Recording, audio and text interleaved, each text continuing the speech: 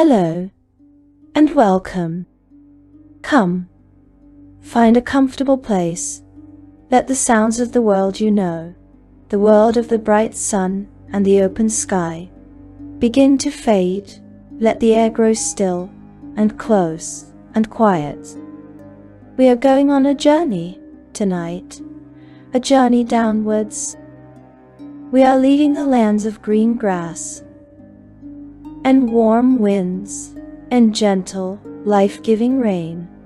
We are descending, step by step, into a place of profound and alien and terrible beauty, a place the surface dwellers call the Underdark. It is a world without a sun, a world without a moon. It is a vast continental-sized cavern, a place of endless dripping darkness, illuminated only by the cold, magical phosphorescence of strange fungi, the shimmering, crystalline cities of forgotten races, and the hot, angry red glow of magma rivers, carving their way through the deep rock. And this world, this deep, dark, silent world, is not empty. It is filled with life, but it is life that has been shaped by the darkness, by the pressure, and by the constant creeping and quiet hunt. It is a world of monsters, of blind, pale things that scuttle and burrow, of sentient fungi, and crawling, formless oozes, and creatures of pure maddening, alien thought. But among all this life, one race rules. One race has mastered the darkness, and has in turn been mastered by it. A name that, when whispered on the surface, is a synonym for cruelty, a byword for shadow, for poison, and for a betrayal so cold, so complete, that it feels almost perfect. Tonight, we speak of the Drow. How? The Dark Elves, the black-skinned, white-haired, and glowing-eyed children of the deep. For centuries, for millennia, they have been the ultimate terror of the Underdark. They are the boogeymen that dwarves tell their children about, the sudden, silent, and deadly threat that haunts the deepest mines and the most forgotten tunnels. They are the slavers who boil up from the depths to drag entire villages back down into the dark, never to be seen again. They are the priestesses, clad in silks of impossible fineness, their faces masks of aristocratic, cold disdain, who will sacrifice a living, breathing person to their dark, eight-legged goddess without a tremor in their hand. They are the warriors, moving with a speed and a grace that is a mockery of their surface kin. Their twin blades a blur of cold, adamantine death, their hand crossbows always tipped with a poison that does not kill, but paralyzes, a poison that leaves you aware, your mind screaming in a body that will not move, as you are dragged away into the dark. This is their reputation. An entire race, an entire civilization, seemingly dedicated to pure, unadulterated, and refined evil. But is that the truth? Is it truly so simple? Is an entire people born with blackness in their hearts? Is a Drow child taking its first breath in the cold fungal air of Menzoberranzan already a monster? Or is it forged?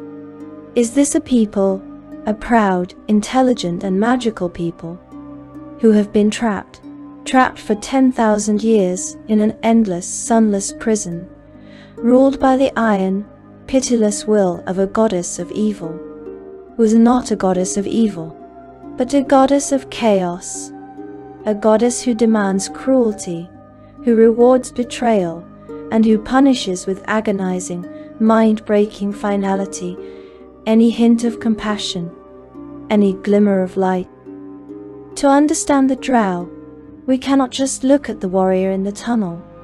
We cannot just look at the matron mother on her throne. We must go deeper. We must understand the mind of their goddess.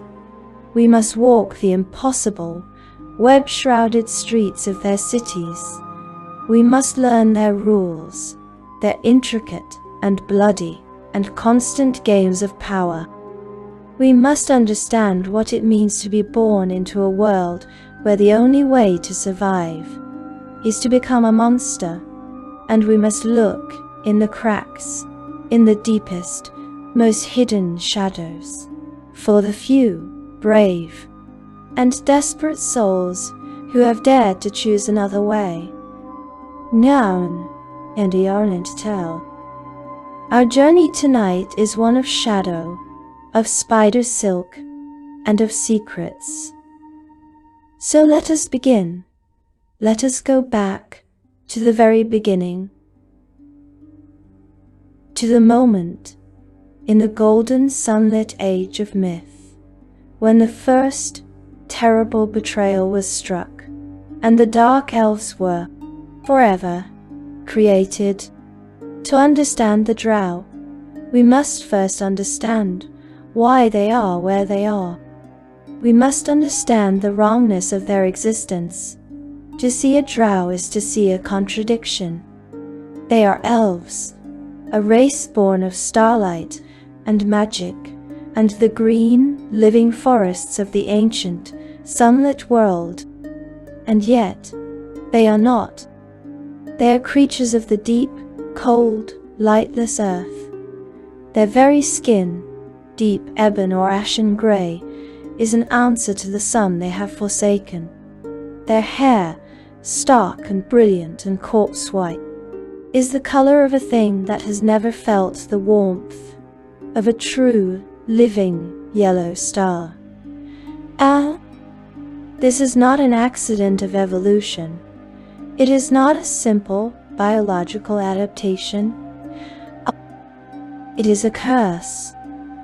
It is the physical, spiritual, eternal scar of a betrayal so profound, so ancient, that it tore the elven people and the elven gods themselves apart. To find the beginning of the Drow, we must journey back beyond the founding of the first human empires, back beyond the great wars of the dwarves, back to the age of myth, the age of the gods, when the elven people were one. In this dawn time, the elves lived in a golden, sun-dappled magical age. They were watched over by their divine parents, the Seldarine, the fellowship of elven gods, who dwelt in the beautiful, celestial, impossible realm of Arvandor. At the head of this pantheon stood Corellon Larethian, the creator of the elves, the protector, great god of magic, music, art, and freedom. He was and is the very ideal of elven existence, a being of profound, beautiful, and sometimes terrifying chaos. To be elven, in Corellon's eyes, is to be free, to create, to live, and to love, to change as the seasons change. By his side stood his consort, a goddess of equal, and in some ways greater, beauty, a goddess of profound, intricate, patient skill. Her name was Araushnee.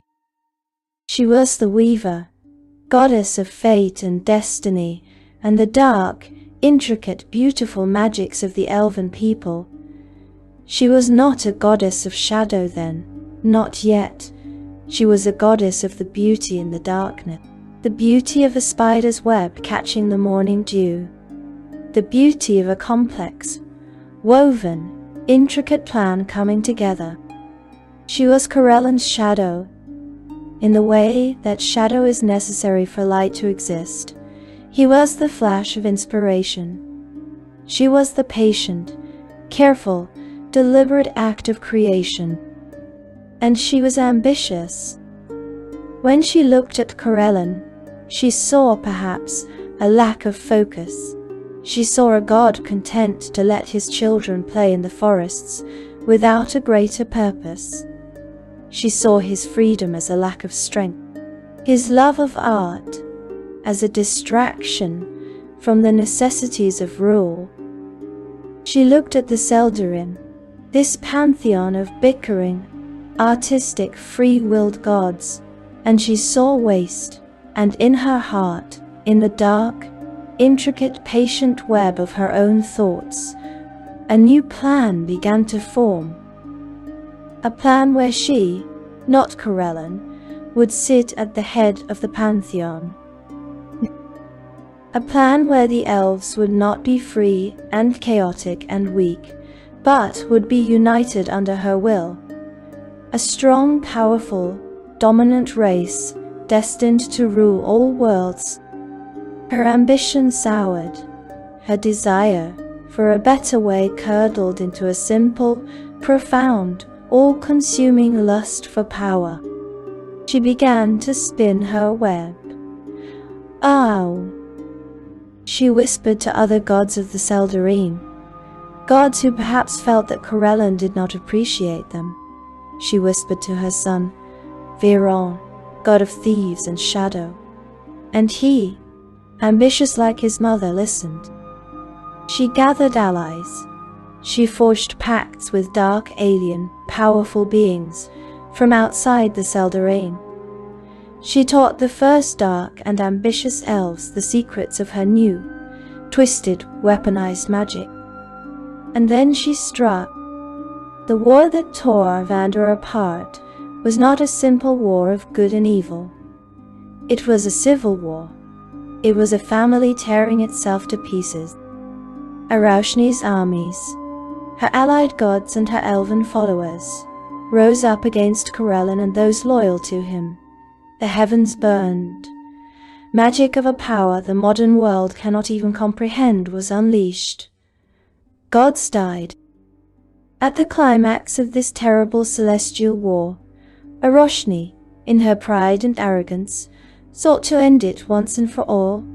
She took the form of a great black terrible spider and attacked Corellon Larethian himself. It was the ultimate betrayal. The consort, the wife, moving to assassinate her king. And she would have succeeded. In her venom, her magic, her rage. All of it was focused on this one terrible final act of murder. But she was stopped. Not by Corellon. In that moment, he was outmatched. He was a god of art and freedom, facing a goddess of pure, focused, weaponized ambition. Oh, no. She was stopped by her daughter. Ninisai Jani. Alistrae the Dark Maiden. A goddess of song and dance and fragile, luminous beauty, she loved both her mother and her father. She saw the blow coming. She saw the poison. And in a moment of pure, selfless, tragic love, she threw herself into the path. In some myths, she took the blow meant for her father. In others, she merely interfered, disrupting the web, deflecting the strike. She saved Corellon. And in that moment, the war was over. She said. Araushnee's plan was broken. Her betrayal was laid bare, for all of Arvandor to see. And Corellon Larethian, his heart, the heart of a god, was broken. His love, his consort, had tried to murder him. His judgment was absolute. He and the entirety of the Seldarine turned their power as one upon Araushnee, and they cursed her. They did not merely banish her, they unmade her. She had been Araushnee the Weaver, the beautiful, They made her Lolth, the Spider Queen, the demon queen of spiders. Her form was twisted and broken, made monstrous, a grotesque, eternal, terrifying fusion of her beautiful elven body and the spider shape she had chosen for betrayal.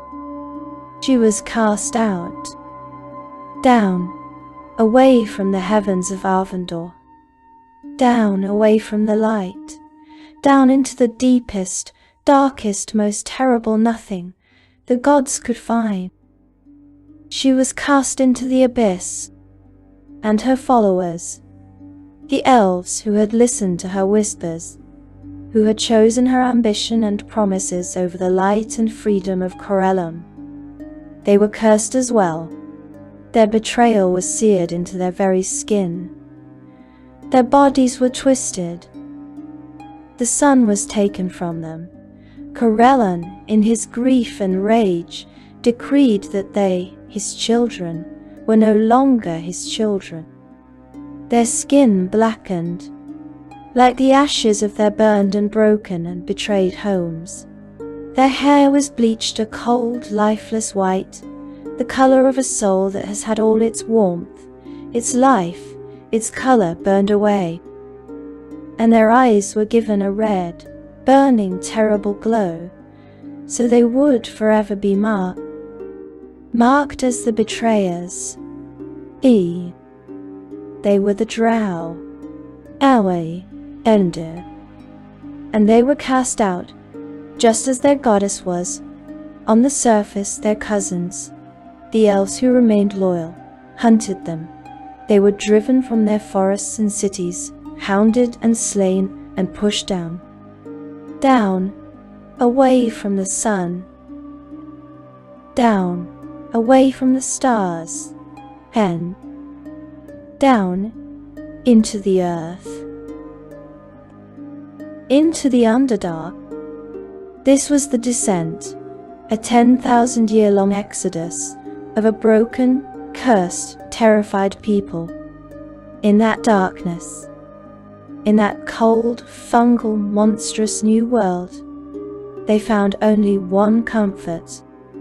They found their goddess, Lolth, the Spider Queen. She had carved her own home in the abyss, a place of webs and shadows and howling chaos, the demon web pits, and she welcomed her children. She was their only comfort, their only protection, their only hope. In her terrible, twisted new form, she made them a new promise. They were the Drow. They were her chosen. The surface world was weak, a place of decadent, soft elves who had betrayed them, yawning. But here, in the dark, here in the Underdark, here they would be forged. Here they would be made strong. Here they would learn her way. The Spider Queen's way. Endo. In Changwon City, Spider Queen's way.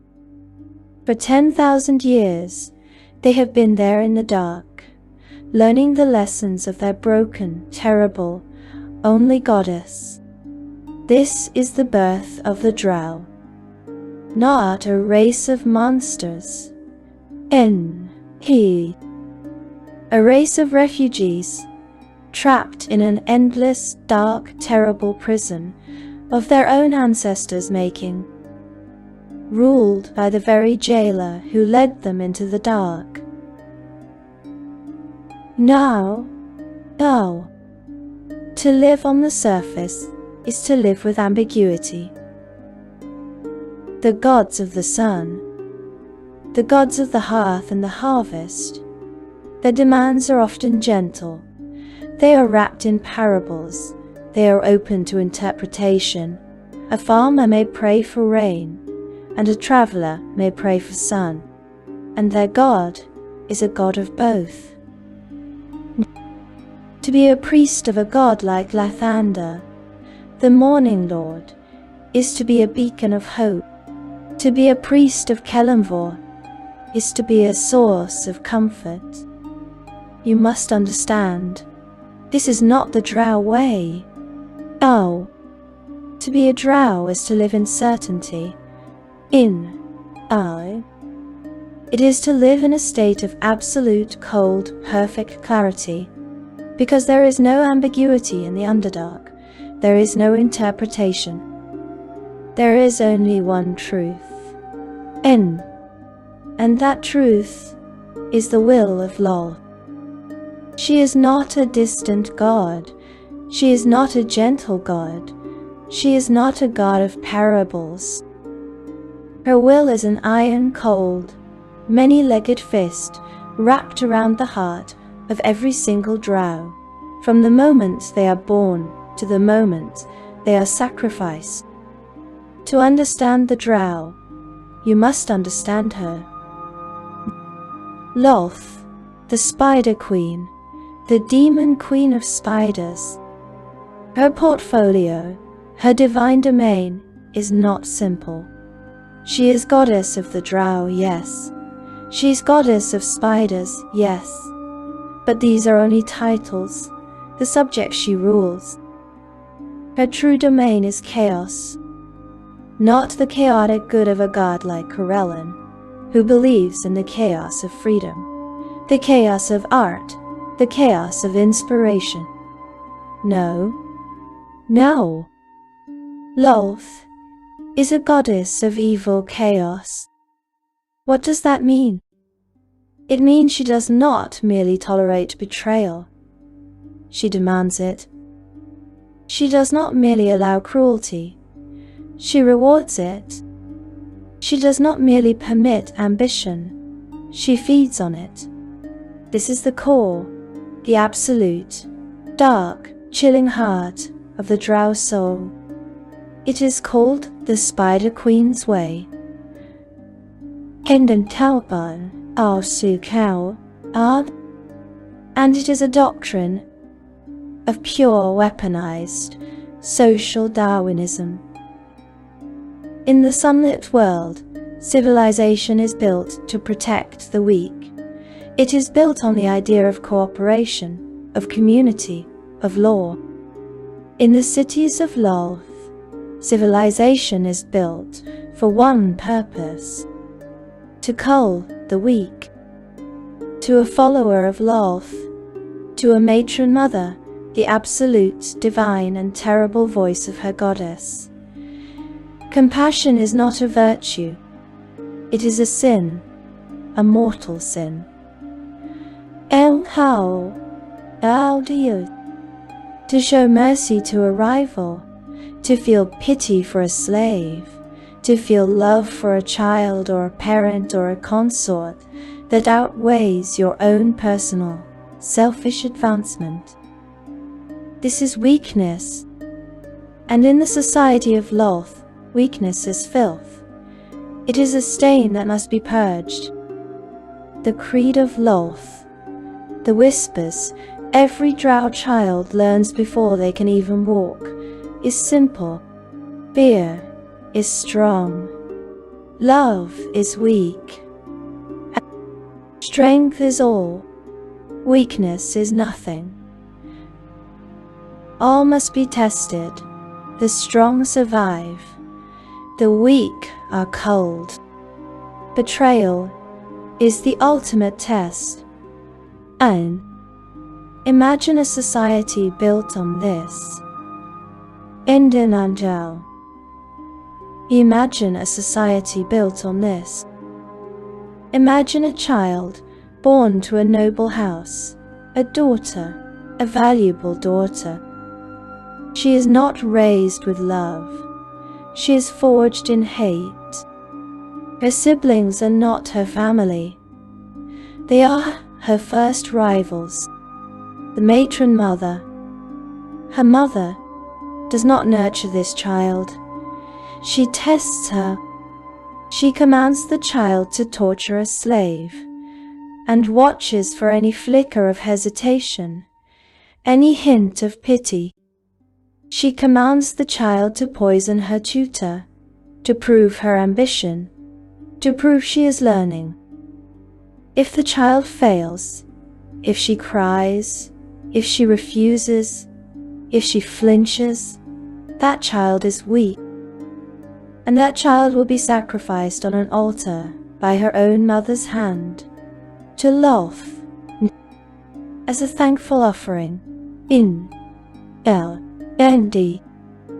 Thank you, Spider Queen, for revealing the weakness in my house so that I may purge it. This is life for the Drow, an endless, cold, paranoid existence where every single person around you is a rival. Every friend is a potential assassin. Nishendinijani, Histion, Whiteholk, Hepatio, Elwitio. Every lover is a knife in the dark. Every act of seeming kindness is a lie, a complex, intricate spiderweb trap. Oh, my dear sister, let me help you with your prayers. This is not an offer of help. This is a test. Is the sister strong enough to see the lie? Is she aware enough to notice the poisoned dagger hidden in the robes? If she is, and she kills her sister first, she is strong and okay, and Lolth is pleased. This is the true evil of Lolth. She is a goddess of chaos. She keeps her people in a permanent state of civil war. She has one true command: thou shalt not unite. The Drow are brilliant. They are magically potent. They are long-lived. They are masters of the Underdark. If the Drow ever united, if they ever stopped backstabbing each other for one single generation, they would conquer the Underdark. They would boil up and drown the surface world in a tide of black adamantine and cold, cruel darkness. Lolth knows this, and it terrifies her, because a united Drow people, a people who have conquered everything, would no longer need her. They would be strong, they would be safe. And safety is anathema to Lolth. Safety breeds complacency. Safety breeds love. Safety breeds cooperation. It breeds light. And so, she prevents it. She is the ultimate saboteur of her own people. She is the divine source of their failure. She keeps them weak by forcing them to be individually strong. Canon. And then she keeps them in their dark, claustrophobic, fungal caverns by ensuring that the moment one matron mother becomes too powerful, too stable, she whispers in the ear of another matron mother. She grows proud. She thinks she is the Spider Queen, does she not? Are you going to let her think that? Are you so weak as to serve her? And the war begins. The houses slaughter each other. Thousands die. An entire generation's worth of power and wealth is burned to ash.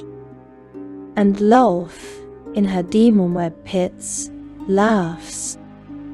She is entertained. The chaos has been restored. Her children are tested. The weak have been purged. And the Drow remain exactly where she wants them. Into L2 Octrode. Trapped. Paranoid. Under sin. And interdate. Paranoid. Hers. This is the chilling genius of her faith. A perfect, self-perpetuating, closed system of torment. And the Drow do not see it as torment.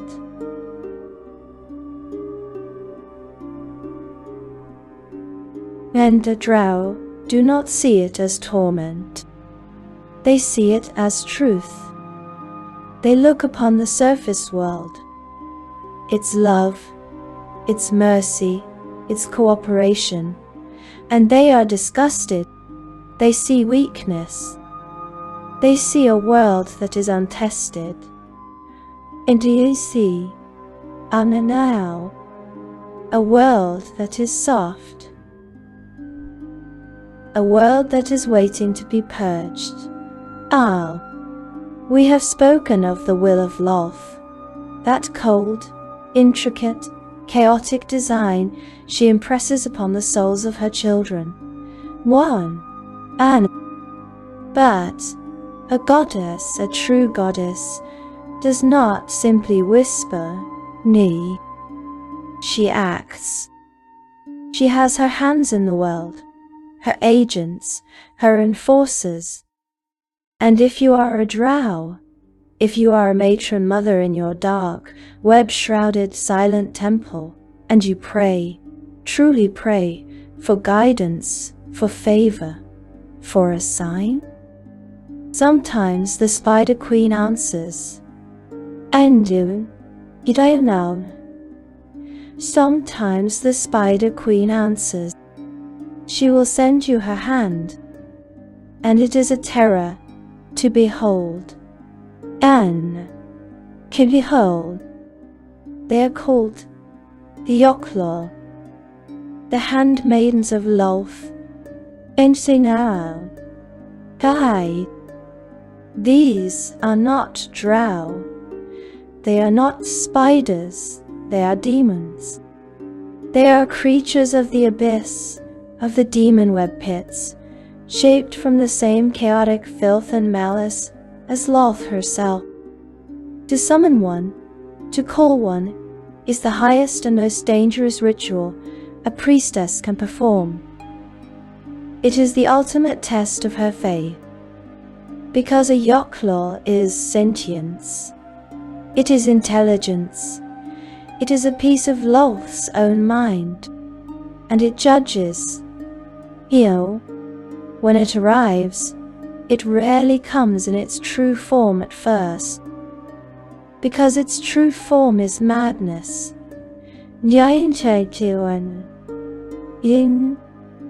Its true form is an amorphous column of pale yellow or white slime, a tower of ooze that stretches and undulates, its surface bubbling.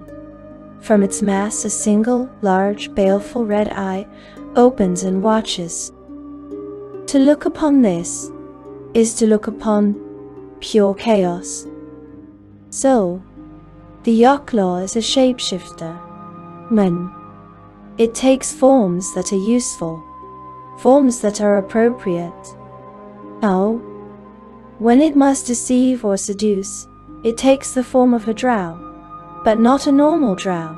It appears as a woman of impossible, ethereal, chilling beauty, a perfect Drow, whose voice is a caress, and whose touch is poison. In this guise it whispers in the ears of rivals, spins new webs of intrigue, tempts and tests the ambitious. When it must honor its mistress or frighten her flock, it takes the form of a spider, a great, black, glistening spider, mandibles clicking, 8 eyes reflecting the cold, fungal light of the Underdark. This form is a holy reminder. This form is a holy reminder.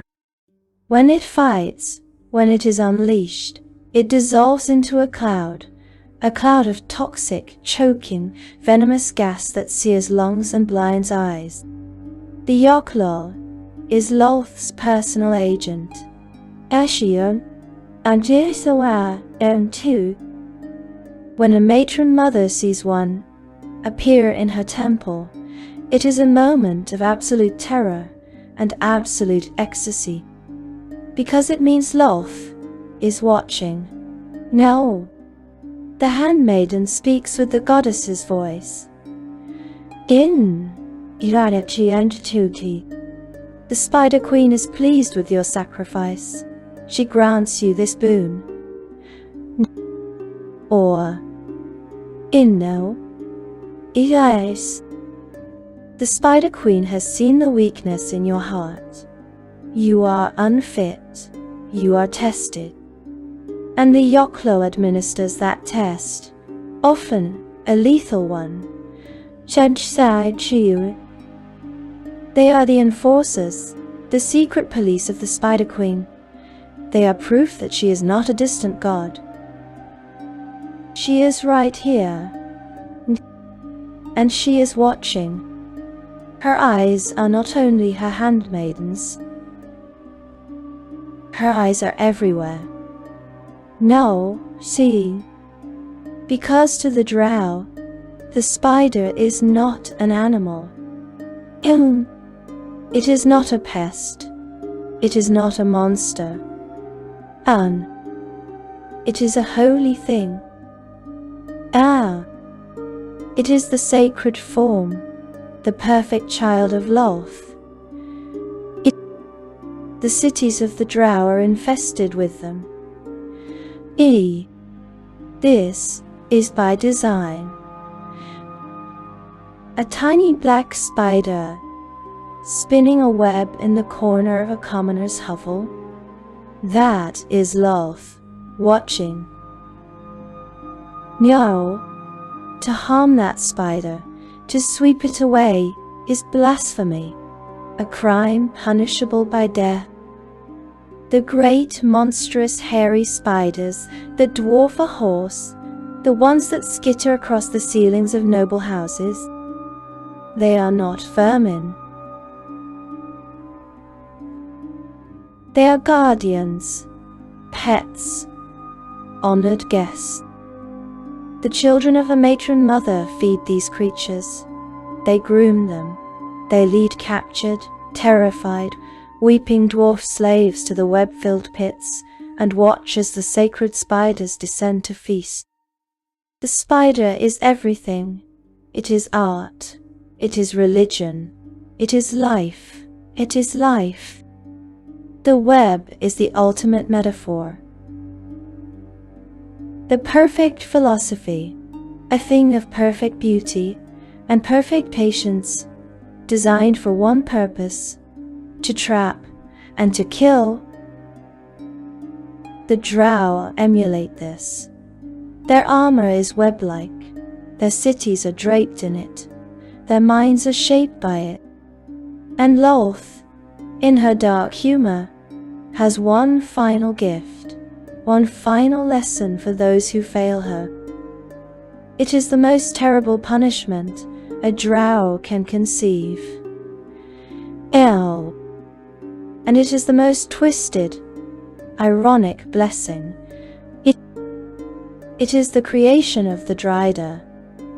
Now, Mania, Antiyakmal, a Drow is tested, a high priestess, a cocky male warrior, an ambitious wizard. They are brought before the altar of Lolth. They are judged. Perhaps they failed a mission. Perhaps they showed a moment of mercy. Perhaps their rival simply outschemed them. It does not matter. Certainly, they have been found wanting. Lolth, in her capricious wrath, decides to remake them. And the priestess's chant, the Yoklol descends. The transformation begins. It is unimaginably painful. The Drow's body is broken. Their lower half, legs, hips, waist, melts, warps, swells. It bursts into the bulbous, hairy, 8-legged abdomen and thorax of a monstrous spider. The Drow's torso, arms, and head remain trapped, fused. A dark centaur, a nightmare of elf and spider. Gishin Wantan, Izo, Ichinoi. Their mind shatters. The arrogance and intellect of the Drow fuses with a new, cold, hungry, bestial instinct of the spider. In Drow society, This is failure. And no. Oh. The Drider is filth, anathema, an object of horror and disgust. It is exiled, driven out of the city into deep tunnels to hunt alone, hated and half mad. It is the ultimate punishment, to be made a monster, to be made ugly, to be cut off from status and intrigue and court. But is it? This is the joke. This is Lolth's perfect cruelty. The Drow, in their arrogance and vanity, see this as a curse, because they are no longer beautiful, no longer pure Drow. But what has Lolth truly done? She has taken her failed child, and remade them in her own image. She has fused them with her sacred form. She has punished them with divinity. The Drider is stronger than a Drow, faster, able to climb walls, a perfect ambush predator and killer. It is a walking contradiction. Failure perfected. Punishment made holy. This paradox, this unsolvable riddle of being both cast out and made sacred, drives the Drider mad. And it serves as a perfect warning to all other Drow. Serve me perfectly, or I will make you like me, and you will hate me for it. We have spoken of the Spider Queen. We have looked into her cold, chaotic, and perfect web. It is a system of absolute control, a tyranny of faith so complete that it seems impossible to defy. Lolth's will is law. The matron mother is her voice. The Yochlol is her hand. And the Drider is her warning. The entire Drow race seems to move as one, a seething mass of hate, fear, and ambition, all dancing to the same terrible song. It seems perfect, but it is not, because in any system of perfect oppression, there is dissent. In any prison, there are those who dream of the outside, and in a society built on the absolute supremacy of the female, what of the males? What of the son, the brother, the consort? In the faith of Lolth, the Drow male is a tool. He is expendable. He is breeding stock, a bodyguard, a weapons master, a wizard. He is useful, but he is never meant to rule. He can never be a priest. He can never hold the true power. He is second class. He is born inferior. For thousands of Drow males, this is simply the truth. It is the way of the world. They accept it. They live it. They channel their ambition into pleasing their matron, into becoming the best weapons master, the most powerful wizard. But some hate it. Some feel the injustice. They feel the matron's whip. They see their sisters rise to a power they can never touch, and in the deepest, darkest, most secret corners of their souls, they curse the Spider Queen. And when a Drow male hates Lolth, he is not alone. There is another voice, another power, a whisper in the shadows, a cold promise of freedom, a god for them. He is Veron, the masked lord, the masked god of night, the god of thieves, the god of shadow, the god of Drow males. Indeed, and he is not some new god, some usurper. He is ancient. He is the son. He is the son of Corellon Larethian and Araushnee. He is Lolth's child. He is the brother of Araushnee. He was there during the Great Betrayal. But Veyron's story is darker, more complex. When his mother, Araushnee, began to plot against Corellon, she came to him, her son, the god of thieves and shadow, and he agreed to help her. But Veyron is the god of betrayal. He did not help his mother out of love or loyalty. He helped her because he saw her plot as a means to an end. He saw his own path to Corellon's throne. He was twice the traitor, plotting against his father and plotting against his mother. He is pure, selfish ambition. And when the plot failed, when Lolth was cast down, Veyron was cast down with her. He too was banished, but he was not her servant. He escaped her. He fled into the shadows of the lower plains. And he hates her. He hates his mother with a passion that burns colder and purer than any other hate in the cosmos. He sees what she has done. He sees his people, the Drow, trapped in her mad, chaotic, and self-destructive web. He sees the matriarchy she has built as an abomination, a mockery of true power.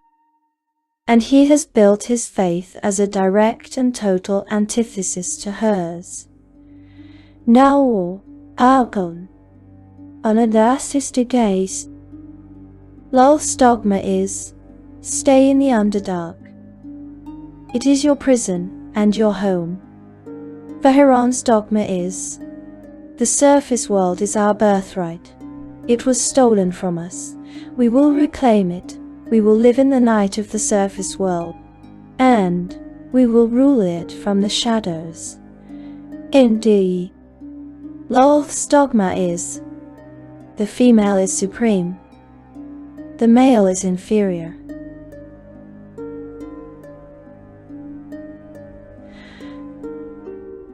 Veyron's dogma is, the matriarchy is a lie.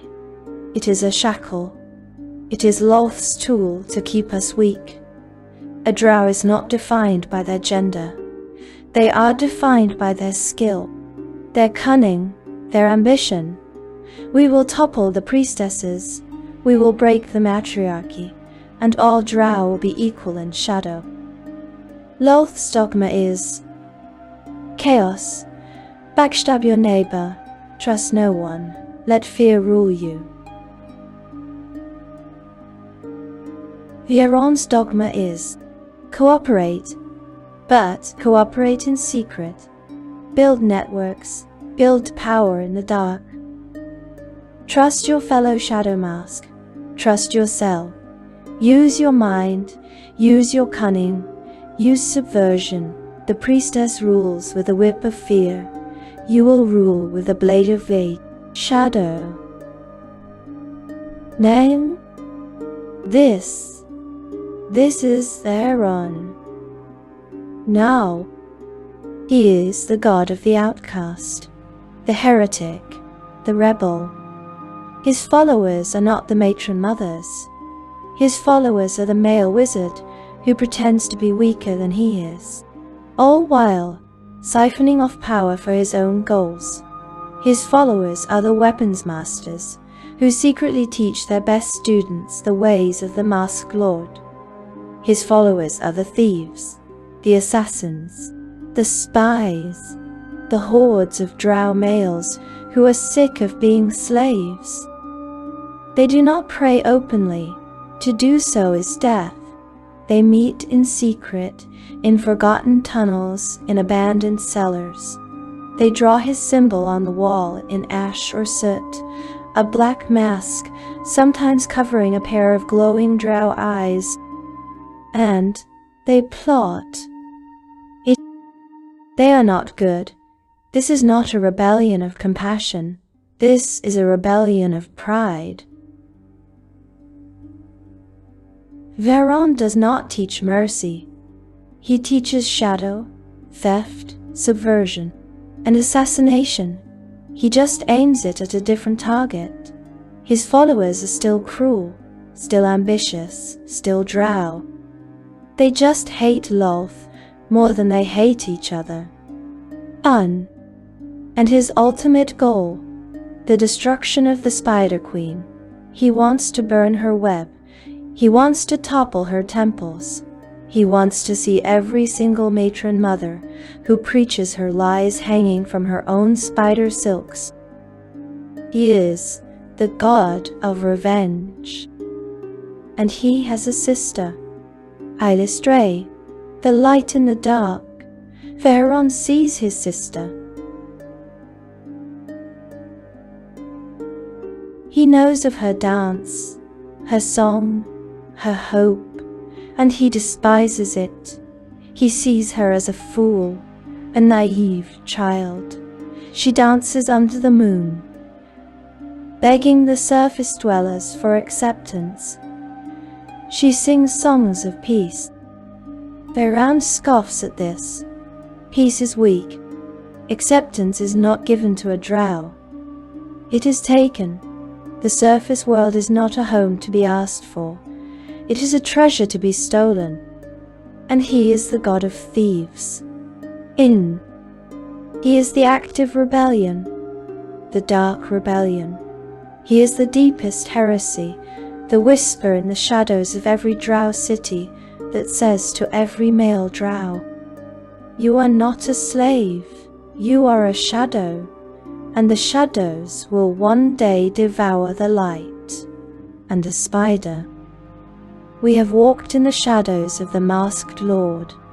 We have heard his cold, ambitious whispers, his promises of revenge against the matriarchy, his dream of a Drow empire that will one day claim the surface world by shadow, by stealth. His is a dark, cunning, and deeply selfish heresy. It is a rebellion of pride. But in the overwhelming, soul-crushing darkness of the Drow, there is another voice.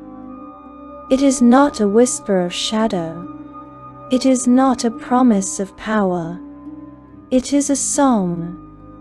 It is a faint, beautiful, and almost impossibly tragic melody, one that is nearly drowned out by the chaotic drums of Lolth and the silent, scraping daggers of Vehreron.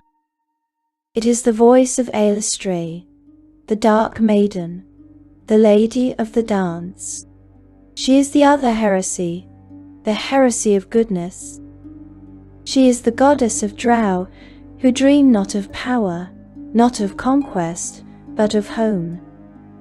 Her divine domain is one of profound and defiant beauty.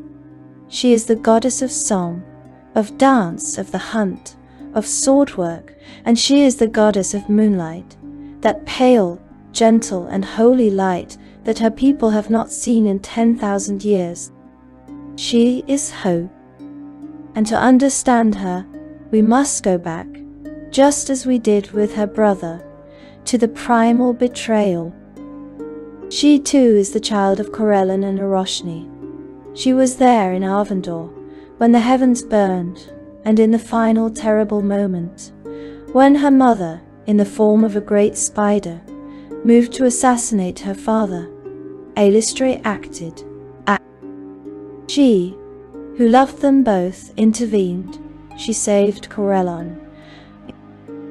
And when the war was over, and the judgment came, and her mother was twisted into the monster goddess Lolth, and her people, the Drow, were cursed and cast down, Araushnee wept.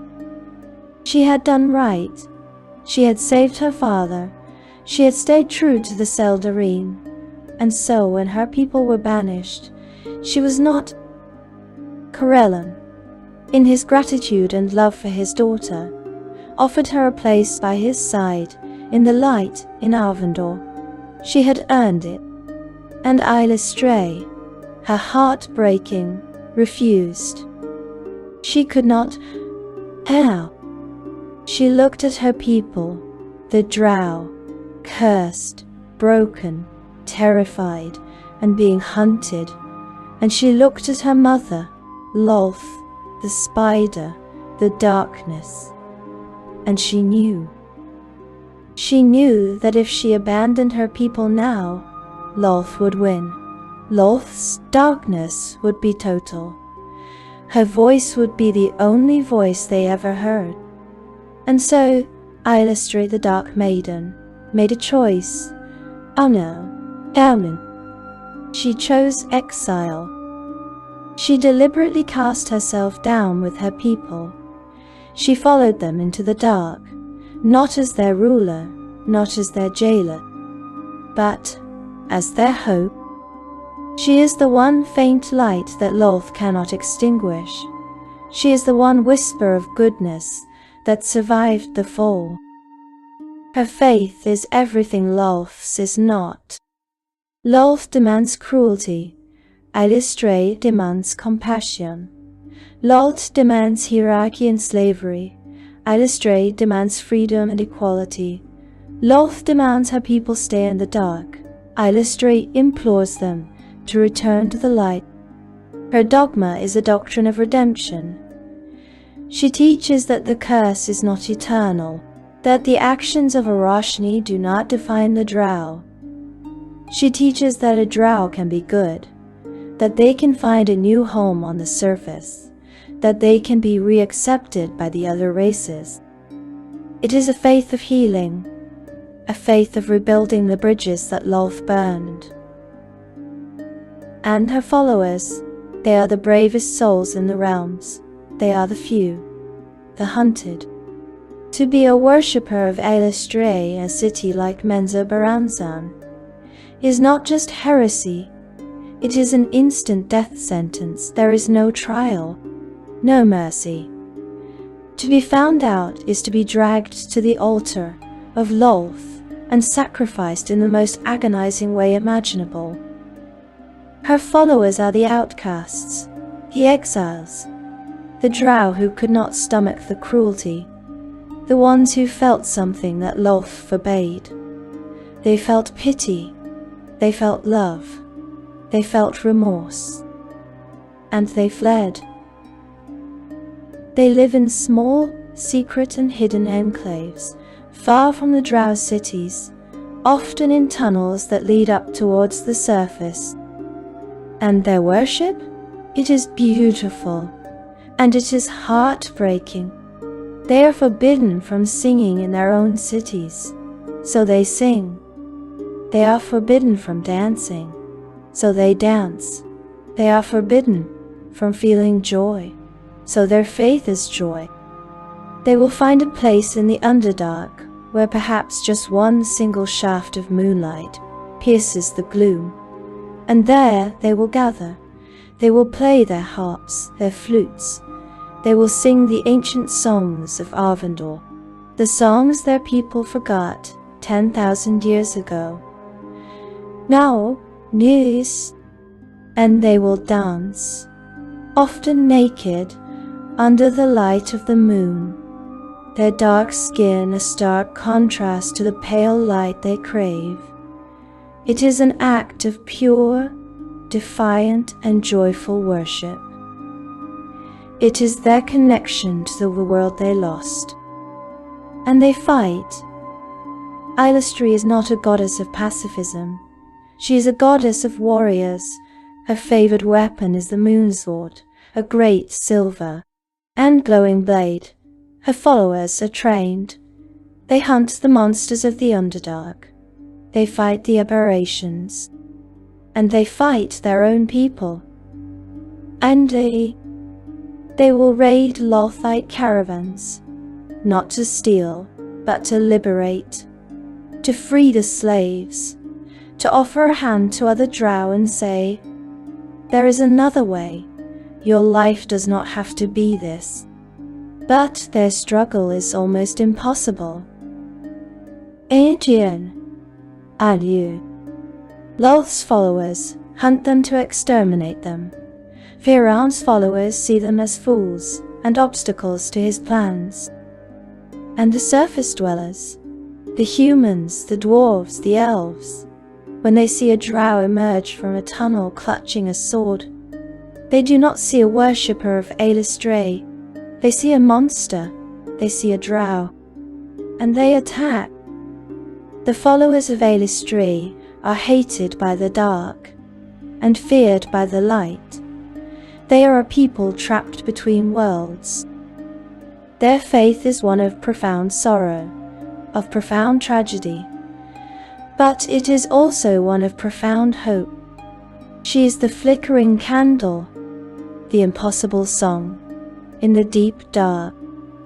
She is the ultimate proof that even in a soul cursed by the darkest goddess, a glimmer of light can survive. We have walked in the shadows of rebellion, and in the fading light of redemption.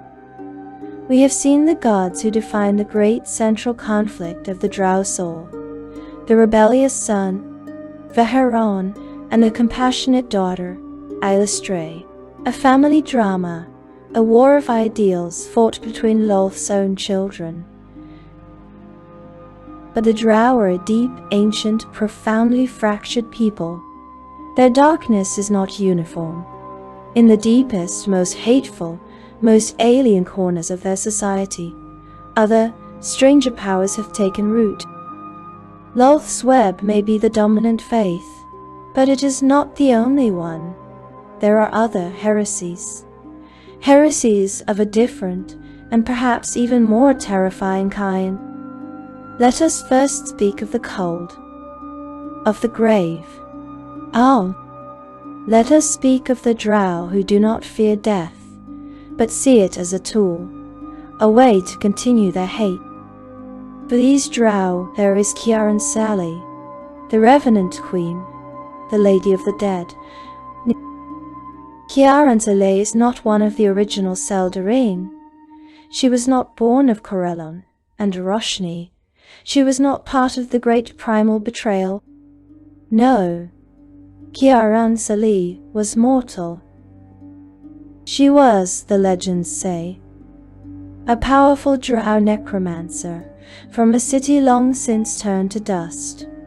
A mortal so consumed with the art of Undeath, so hateful of the living, and so obsessed with her own eternal preservation that she ascended, she willed herself, through rituals of profound, cold, terrible power, into godhood.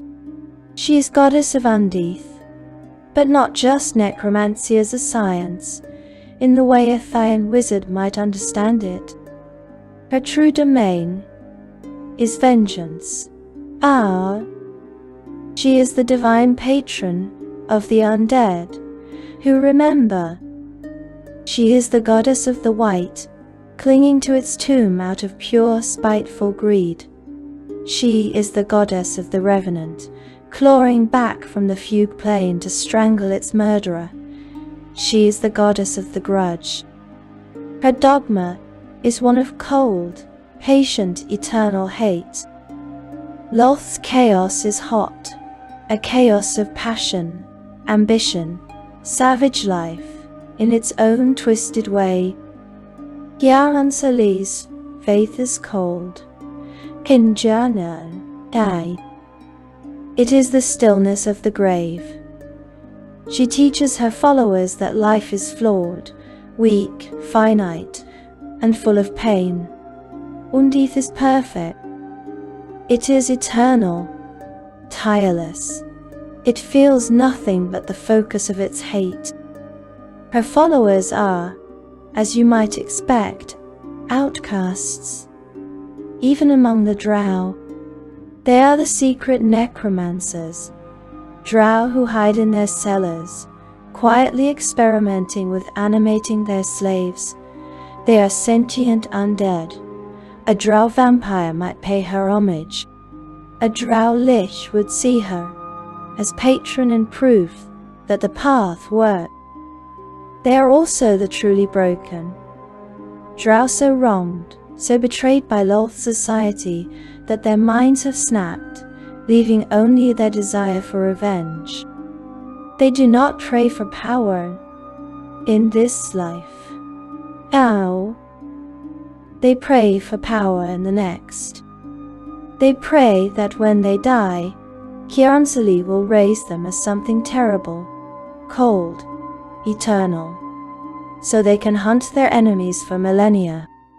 Lolth hates Kiaransali. She despised her. Because Kiaransali offers a different immortality. Lolth's blessing is the Drider, a warped living monster still trapped in the cycle of pain and testing. Kiaransali's blessing is undeath. An end to Lolth's endless cycle, a final step off the wheel. The Revenant Queen simply steals Lolth's followers and removes them from the game. Lolth, cannot abide that. But there is one more god. Indeed, it did matter. Additional is still one that even Kiaransali, in her cold hate, avoids. One that even Lolth, in her infinite arrogance, fears. He is not truly a god, not as the elves understand such things. It shall be a cow against our will. He is Garnadar, pronounced Gornador, that which lurks, the Elder Eye. He is not of the Drow, he is not of the elves. He is older. See, he is a primordial thing, a relic of a time before gods. He is the ooze, the slime, the jelly. He is the sentient sludge at the dawn of time. He is a god of aberrations, of oozes and slimes and ropers, and strange hungry things that should not be. The Drow did not bring him with them.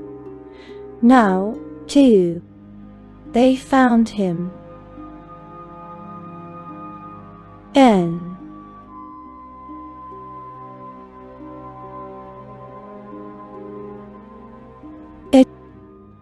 Driven down, cast into the deepest parts of the earth, they dug too deep. They broke into caverns that had not been touched since the world was formed. And in that absolute, lightless, maddening nothing, something was waiting. Gaunadawa. Hishamdanes. His faith is not philosophy. It is not dogma.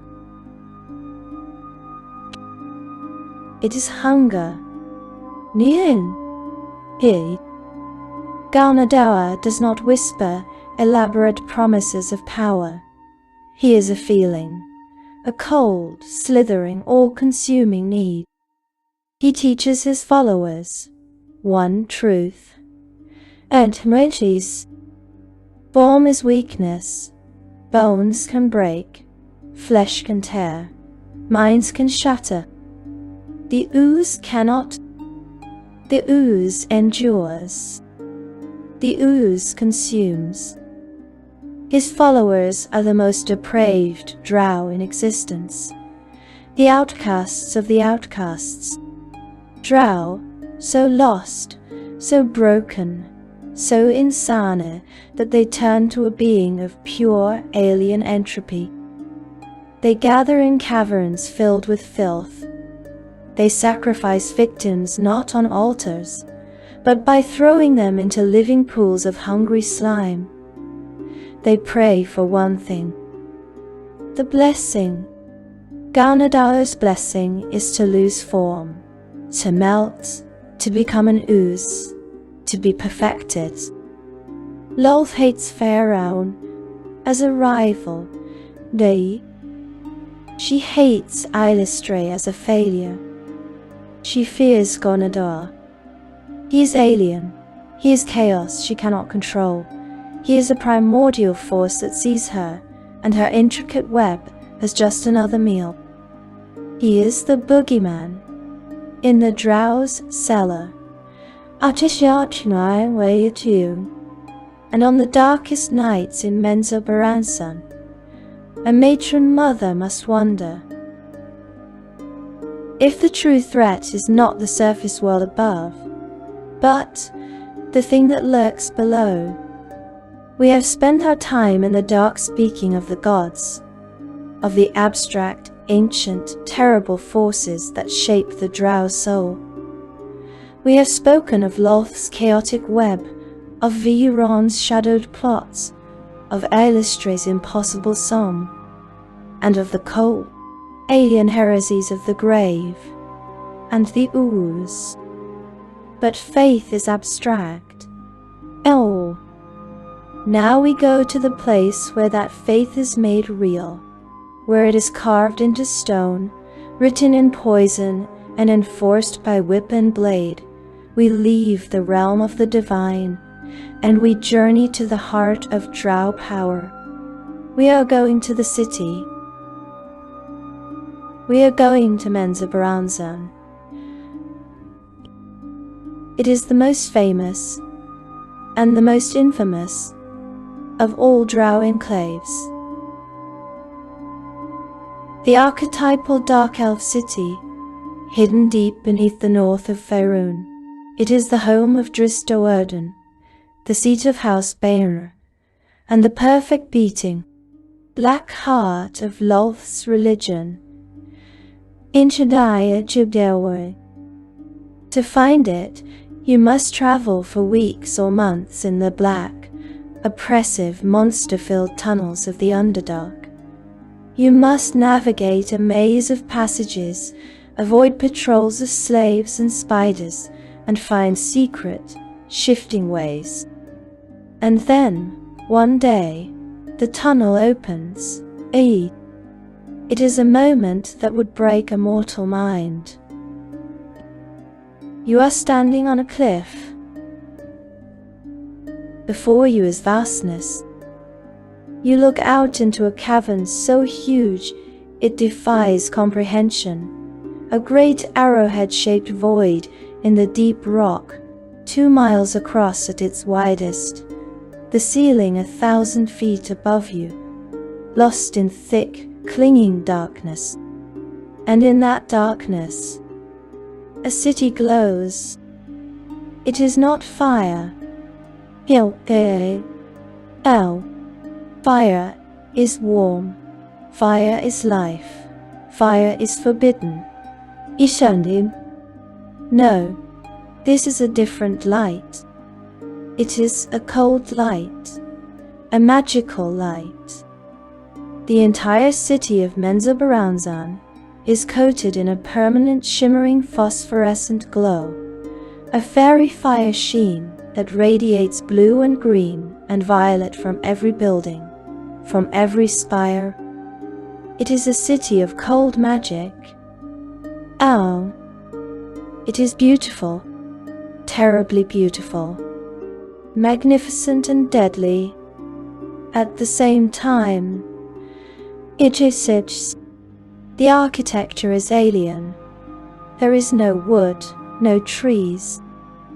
There is only stone, and a soul. Stone, carved and shaped by magic into impossible forms. Great obsidian spires jut like broken teeth from the cavern floor. Walkways flow like frozen ribbons of silk between them, curving and looping in defiance of gravity. Towers rise that look too slender to stand. And everywhere, the spider motif. Every building is carved to resemble a spider. A balcony is a spider's head. The supports are 8 slender legs. The windows are glowing, multifaceted eyes. The entire city is a monument to Lolth, a sculpture of blasphemy and pride. The city sprawls. It fills the cavern floor. It climbs the walls. There are districts. On the cavern floor churn the common rabble, merchants, lesser Drow, and the alien enclaves where mind flayers and Dwergar come to trade. Above them, on great stone plateaus, rise the noble houses, vast fortified compounds of the aristocracy, literally and figuratively looking down on everyone else. The air is cold. It smells of ozone, damp stone, and a faint, acrid, sickly sweet undertone of strange fungi.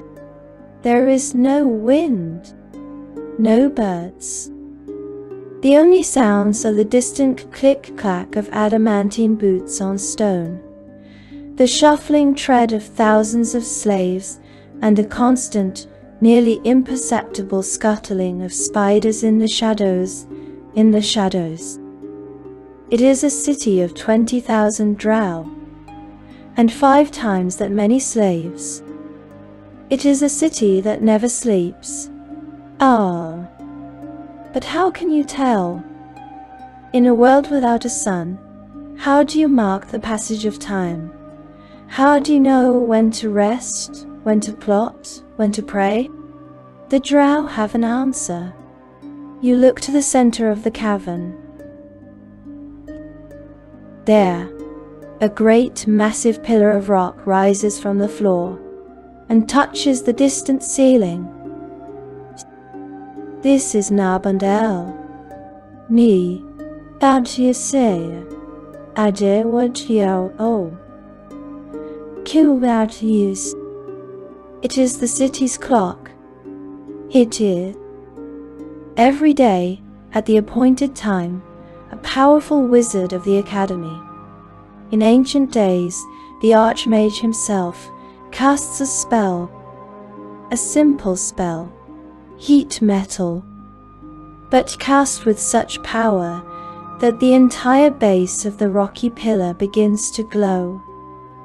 Eo Netsizoraki Altulan. It glows a deep, angry, fierce red.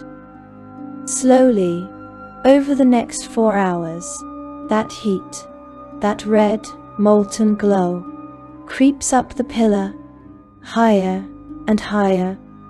This is the Drow morning.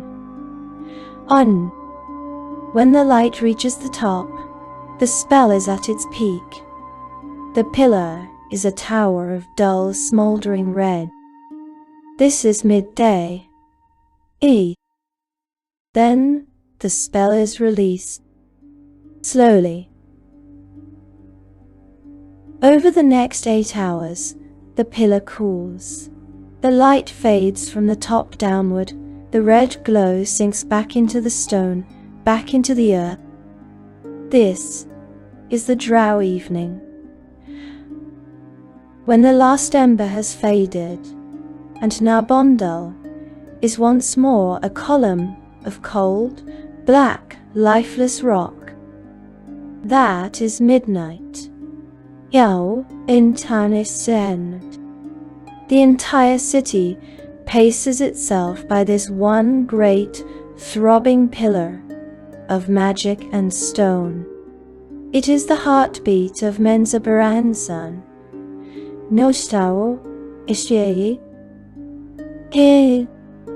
A cold, artificial, magical pulse in a city that has no heart at all. This is the shell, the beautiful, terrible, alien vessel. Now we must look inside. We must see the engines that make this city run. We must go to school. We have seen the city, the beautiful, cold and silent shell. A city of 20,000 drow and 100,000 slaves. A city that runs on a clock of glowing stone. A city that is in itself a monument to the Spider Queen's terrible alien beauty. But a city is not just its buildings.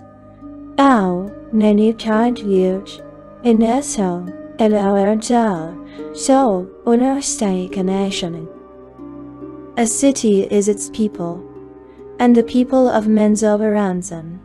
The true Drow, the masters, are not born. They are forged. A Drow child is raw material, vicious, promising, bright, But that material must be shaped, it must be sharpened, it must be broken and remade in the image of Lolth. This forging, this shaping, happens in one place. High above the common filth of the cavern floor, on a great high-walled plateau, sits the mind of the city, Tierbreche. And Erfahren, the academy. For a noble Drow child, this is not optional. Nay, this is where you are sent. You are sent here to be tested. You are sent here to prove your worth. And if you fail, you do not come home. Tierbreche is not one school. Ishade Anididanen the Larethian. It is three branches of a single poisonous, necessary tree. Unnecessary tree.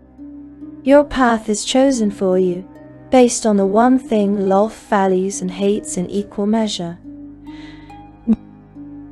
Your birth. Let us first follow the lesser. Now, Itiun, and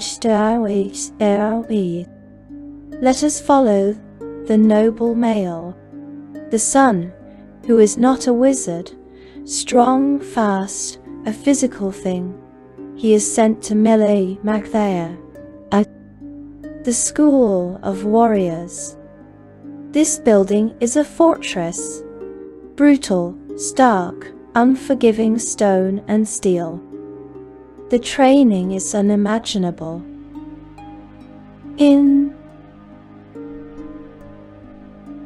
Unimaginable. This is not a school of honorable combat. It is not a place of chivalry. It is a decade-long lesson in how to kill Nauen and out the kill. Young Drow males are pitted against one another, constantly. A Jolchin, they are taught the Drow way of the blade. Always two weapons, one to attack, one to defend. They are taught the way of the shadows, to move without sound, to strike from the dark. They are beaten, they are starved, and they are taught the most important lesson of all. Armies, obedience. They learn to fear the priestess. And they learn that their lives are worth nothing next to the will of their matron. The master of this school is often the most dangerous male in the city, a weapons master like Zaknafine, a man who hates everything except the perfection of his art. He does not create knights.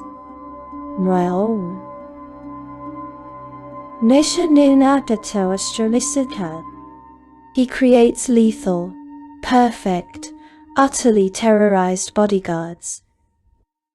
He creates the living weapons that will defend the very matriarchy that despises him. That is Melee Magthea. Kill. But what if the male is not strong of body, but strong of mind? What if he shows the spark, the talent for the arcane? He is sent to Sorcerer. Now, ending the School of Wizards. This tower is different. Quiet, cloistered, filled with libraries of scraped fungus parchment, heavy with incense and paranoia. In Mensoberansan, magic is power, but a different power than a priestess's. It is arcane, drawn from study and will, not from Lolth. That makes it dangerous. Ein. That makes it a threat. So Sorcerer is a school under watch. The male wizards here learn to craft adamantine weapons, to power the city's defenses, to animate Narbandal. They learn utility, wards for their houses, glyphs for their matrons, subtle spells to tilt intrigue. And they learn to hide their true power. Every student is plotting against every other. No, they steal spells. They sabotage rituals. They cultivate accidents. The Archmage of the city who rules this school is a survivor and a slave to the matron mothers. This school teaches males just enough power to be useful to their houses. And it teaches them that if they ever become too powerful, the priestesses will come for them. It is a school of leashed power, a prison of the mind. 2 schools for males, for tools, and then there is the third.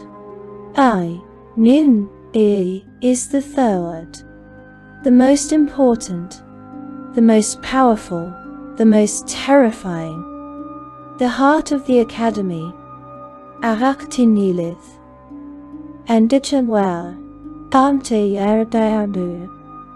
the school of Lolth. This is not just a school. It is a temple, a convent, an inquisition, and it is for females only. This is where noble daughters are sent. This is where they are taught to be priestesses.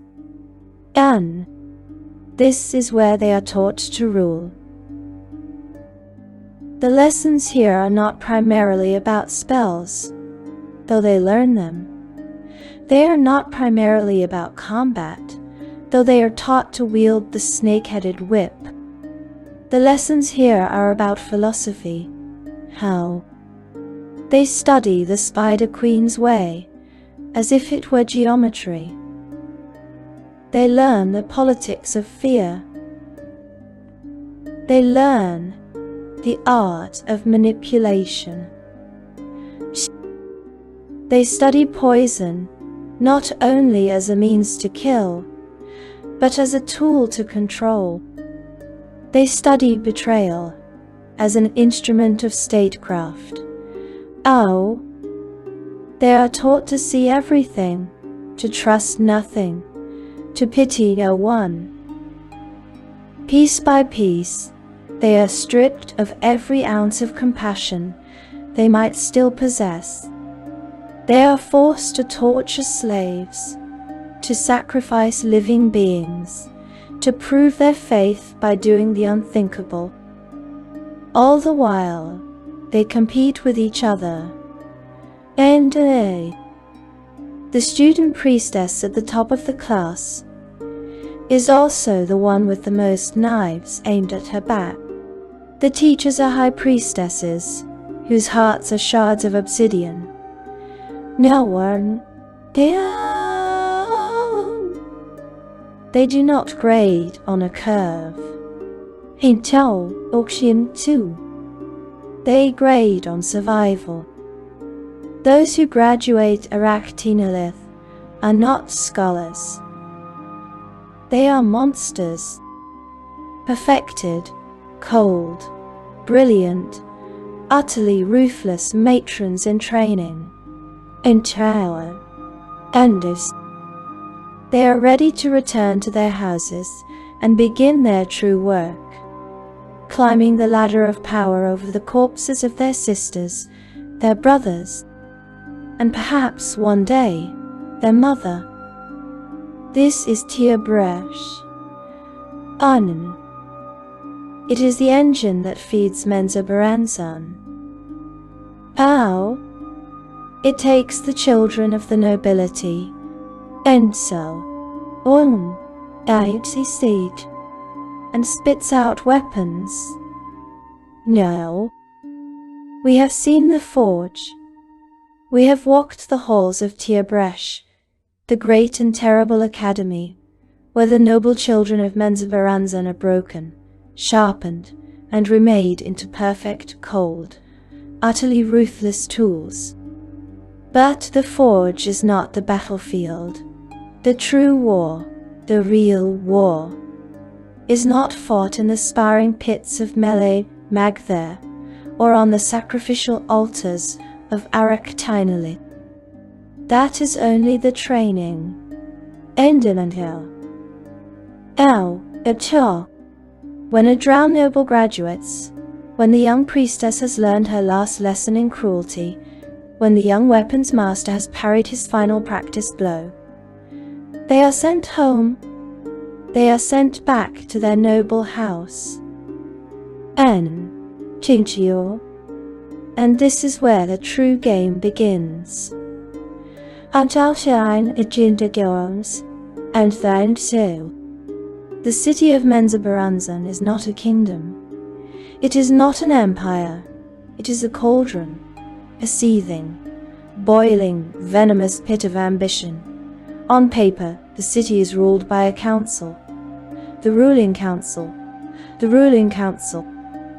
But this council is not made of politicians, philosophers, or kings.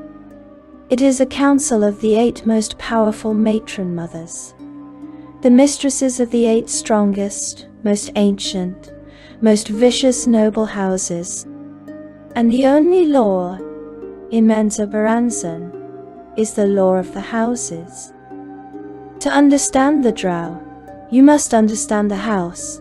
The house is the beginning, the middle, and the end of a Drow's existence. It is fortress, prison, family, and hunting ground all at once. Let us walk in our minds, past spider silk banners and stone-faced guards, and look at the structure of a house. At the very top is a single authority. The matron mother, Intediandiden. In so, Eshse. She is absolute. She is not merely a queen, not merely a noblewoman. She is a goddess in miniature. Within her house, her will is the will of Lolth. Her voice is the voice of the Spider Queen. To disobey her is not only a crime, it is the ultimate blasphemy. She is the High Priestess.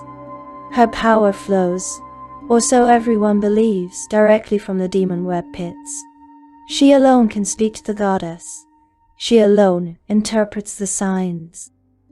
And she is surrounded by vultures. Beneath her are the priestesses, her daughters and other female kin. They are her court, her students, and her potential murderers. Each one has rank: first daughter, second daughter, third, and each is waiting for mother to show a flicker of weakness, waiting for another sister to make a mistake. They are locked in a permanent, cold, smiling war of betrayal. Inno, an, liripte jasug, an, alfaz. The matron knows this. She encourages it. She pits them against one another. Now this style, isir, I don't know why. My dear first daughter, your sister has failed in her prayers. It displeases me. Go, administer her penance. She is putting a whip into one daughter's hand, and her other daughter's back under it, testing both, watching to see which one proves stronger. Beneath the priestesses are the males. No, a child to the and no. They are sorted by usefulness. There is the house wizard, often the most powerful arcane caster in the family, frequently a son or brother of the matron. He is dangerous. His mind holds spells that do not come from Lolth. And he is a slave. A gilded slave. The matron needs his power, his wards and battle magic to defend the compound, and to strike her enemies. But she fears him because his power is not rooted in her goddess, so she controls him with fear, pain, and a carefully rationed diet of status and privilege. He reports to her alone. He is invaluable. He is completely expendable. Then there is the weapons master, sometimes called the patron, if he also serves as the matron's current consort. He trains the house warriors, shapes tactics, watches over drills. He is her personal bodyguard and the sharp edge of her house's sword. But this too is not true power. It is service.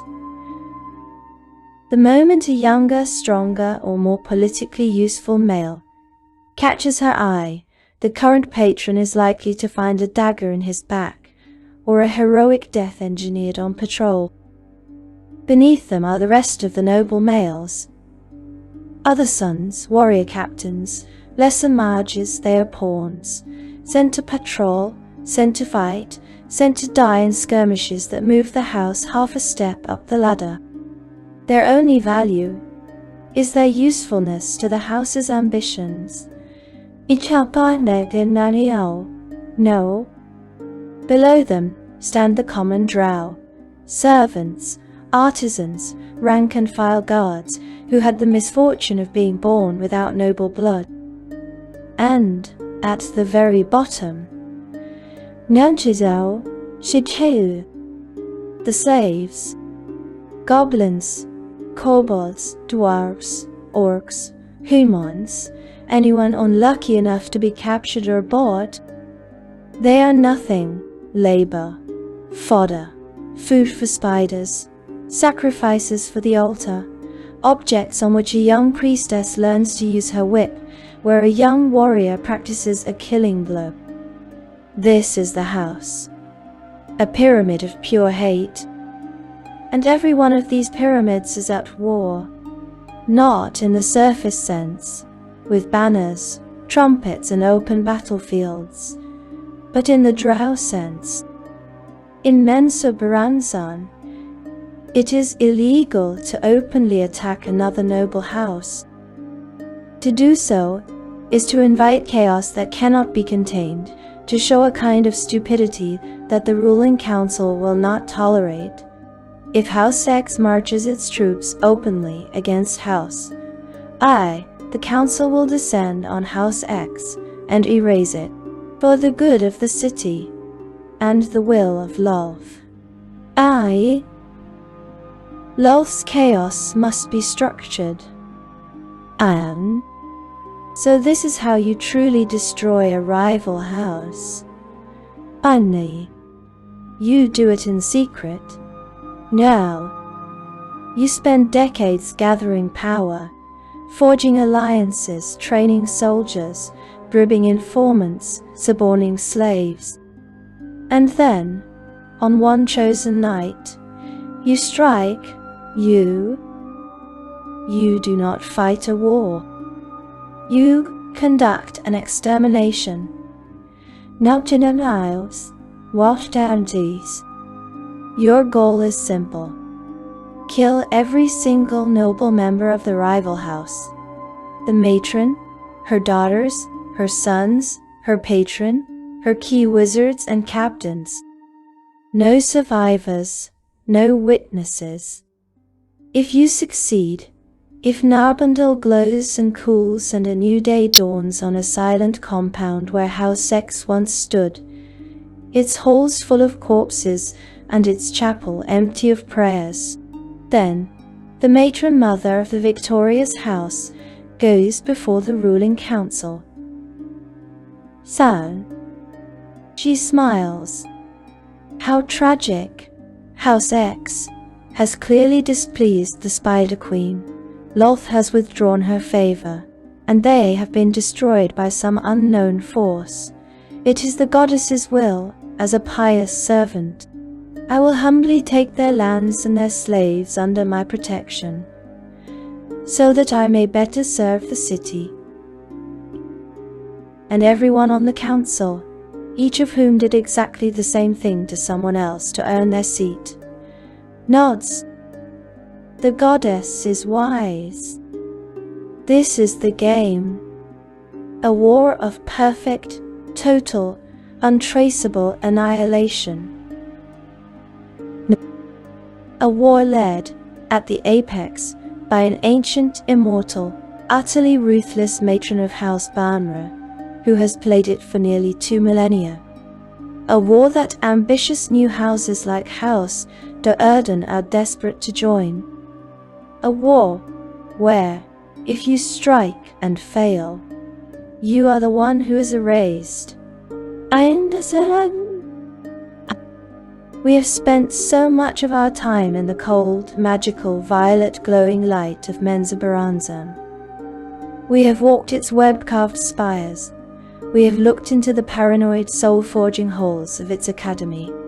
And we have felt the cold, suffocating,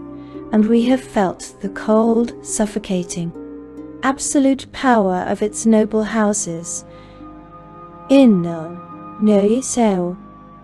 It's easy, so easy, to look at Menzoberranzan and think, this is the Drow, that this one perfect, terrible city is the model for them all, that this pyramid of hate, with the matron mother at the top and the slaves at the bottom, is the only way the Dark Elves know how to live.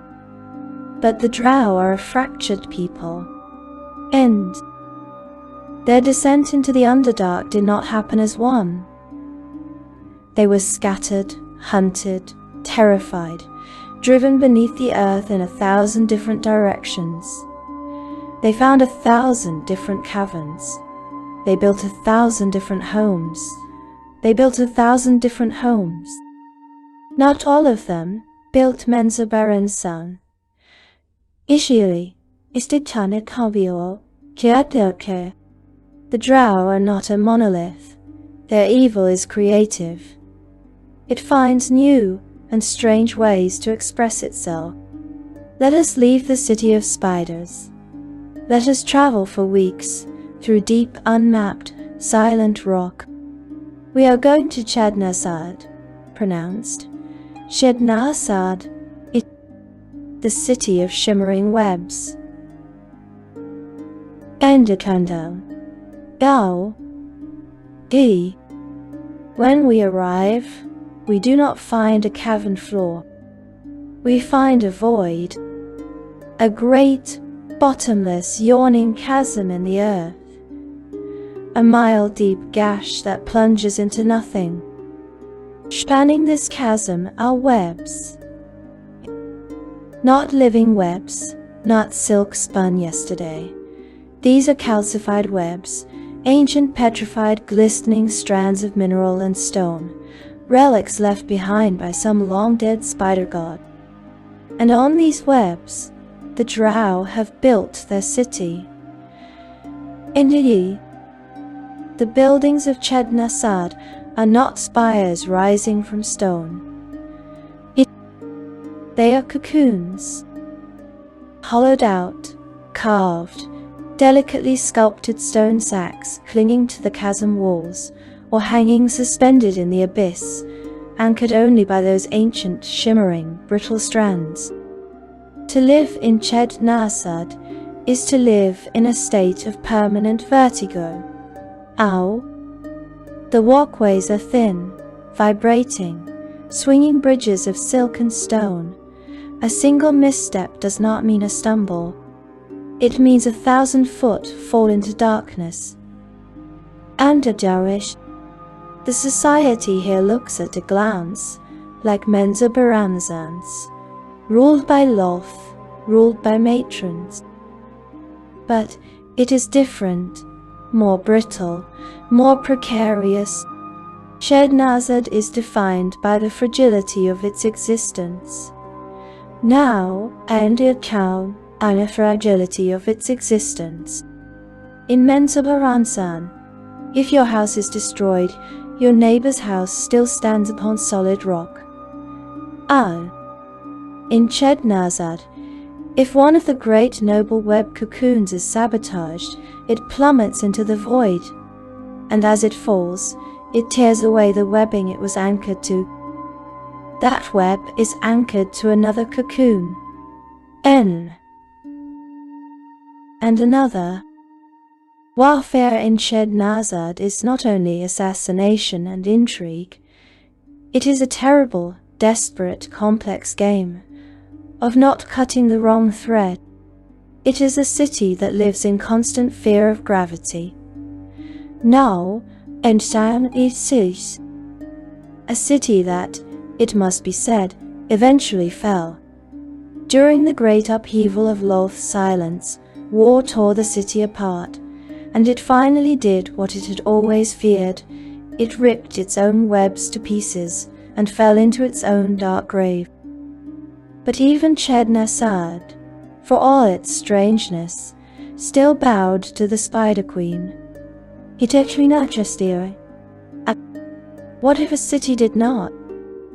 What if there were a place so deep, so alien, so heretical, that it had forgotten Lolth entirely? Let us travel now to Shamath, pronounced Shamath, nay, the city of dark weavings. Endema, I, Shend, Daljesil, Kivs. When you arrive, something is wrong. And the guards at the gate are not led by a priestess. The banners on the walls do not bear a spider. They show a silver goblet, a different sigil of power. You walk the streets and see a noble drow in flowing robes pass by, and a female drow bows to him. Ayachinak Antu Ebony, Ostanintinal drow. But she bows, because Shamath is the great exception. Endil.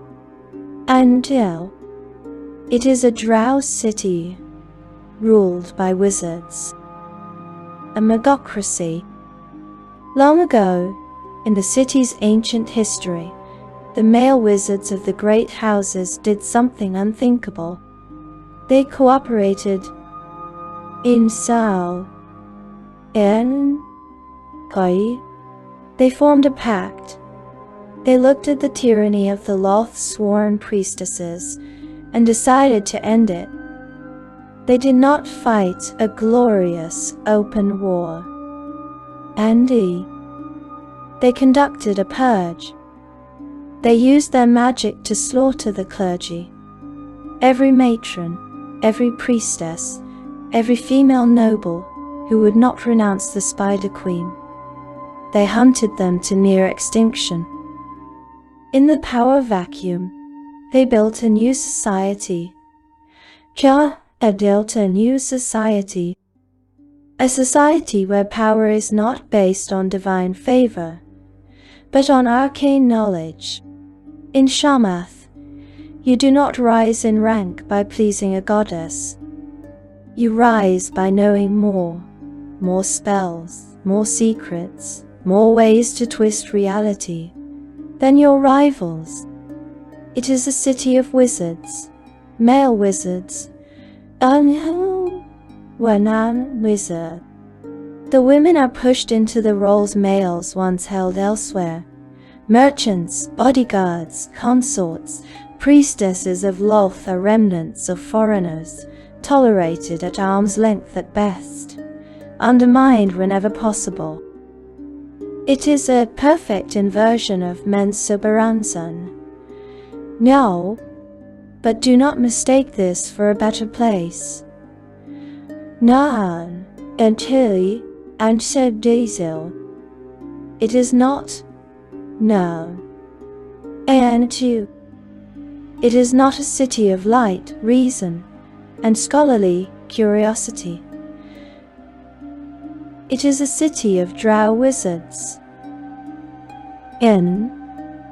The paranoia is just as thick. L. Instead of matrons plotting to feed each other to demons, archmages plot to steal each other's spellbooks. Instead of assassins favored by a goddess, there are bound demons in iron circles, ready to be accidentally released into a rival's sanctum. It is a war of stolen rituals and sabotaged experiments, of planar bargains and shadow-bound familiars slipping through keyholes. It is the cold, intellectual, utterly soulless cruelty of power without faith. Shamath is a chilling reminder. Yindahas. Lolth is not the disease. She is a symptom. The disease is the drow heart, and it will find a way to be cruel, with or without a goddess to command it. We have explored the drow soul, its gods, and the terrible, beautiful cities it has built. We have seen the great enclaves, from the perfect matriarchal tyranny of Menzoberranzan to the arcane paranoia of Shamath. We have seen how their faith and their society are just different, bloody reflections of the same core drow ambition. But a society, an empire, is not built on faith and architecture alone. It is built on tools, on the practical, everyday, lethal realities of power. It is built on steel, on magic, and on the backs of the enslaved, and the drow, in their 10,000 years of cold, calculating malice, have perfected their tools of war. To a drow, everything is a weapon. Their magic, their equipment, even the darkness itself. Let us first speak of the magic.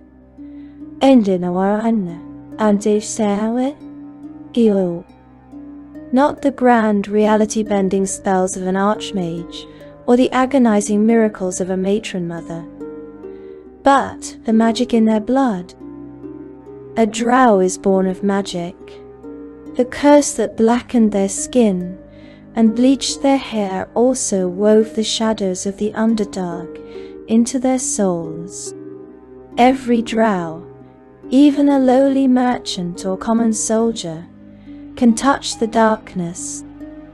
They can see in it, not merely as a dwarf or a gnome sees, in shades of grey at the edge of a lantern's reach, but in the deepest, most absolute, magically thick pitch black, where other races are blind, the drow is king. And they can call it. A drow warrior can lift a hand and draw from the air a globe of pure, hungry, impenetrable darkness. To a dwarf or a human, this is a blinding curtain, a sudden suffocating terror. To the drow, who can see perfectly within it, it is a shield, a cloak, a hunting ground. This is their first great advantage. They weaponize the very air of the Underdark. Ow! They can also create light, but never warm light, never fire. They call upon fairy fire, a cold, purple, blue-green halo of illusionary flame. It does not burn. It does not truly illuminate the darkness around you. Ow! It clings. A drow scout sees an enemy in the black. He whispers the spell. Suddenly, that enemy is outlined in shimmering, unearthly color, visible to everyone, even those who cannot see in the dark.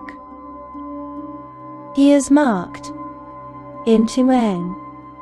Marked for the crossbow bolts. Ien.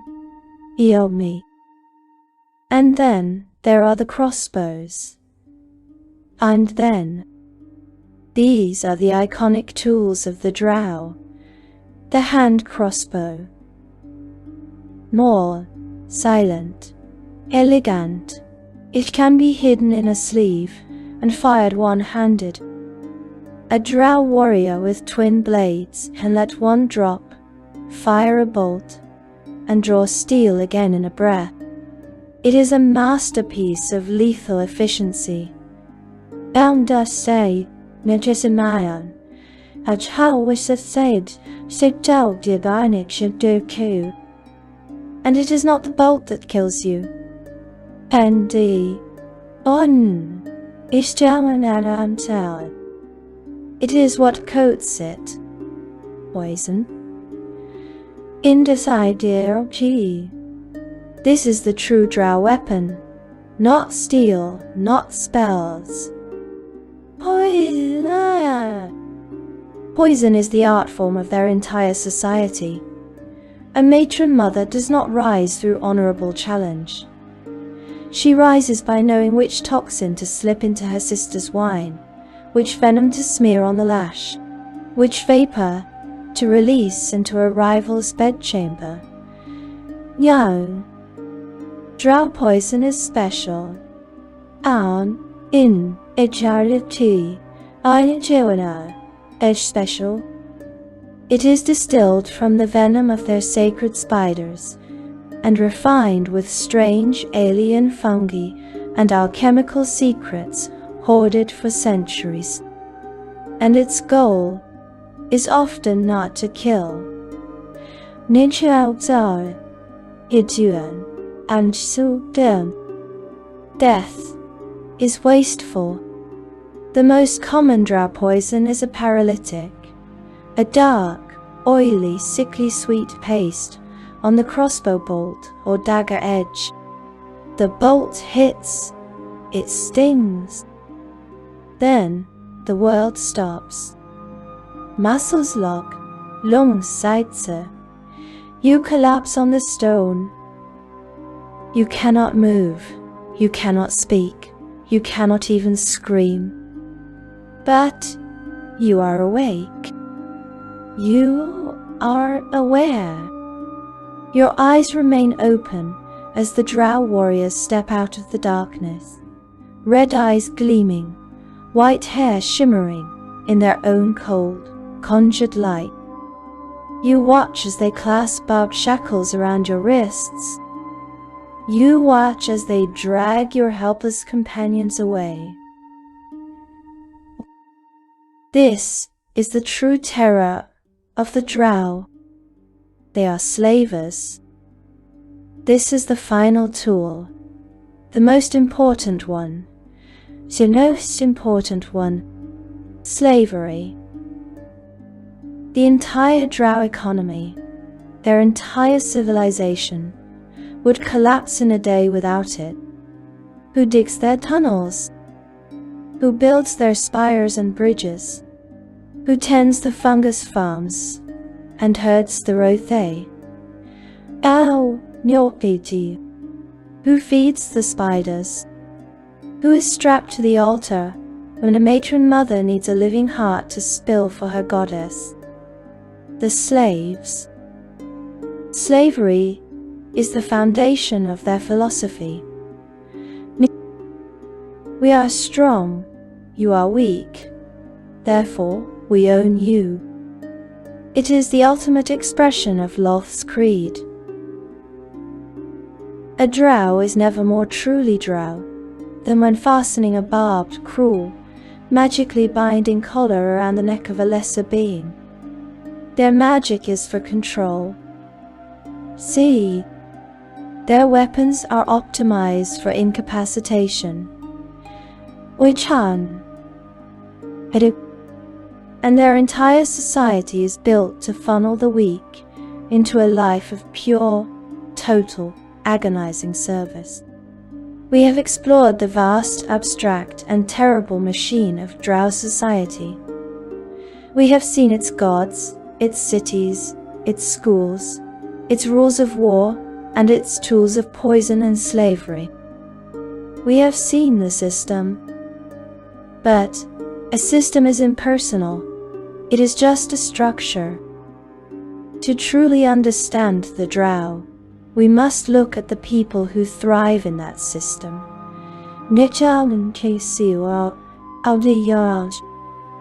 must look at the winners.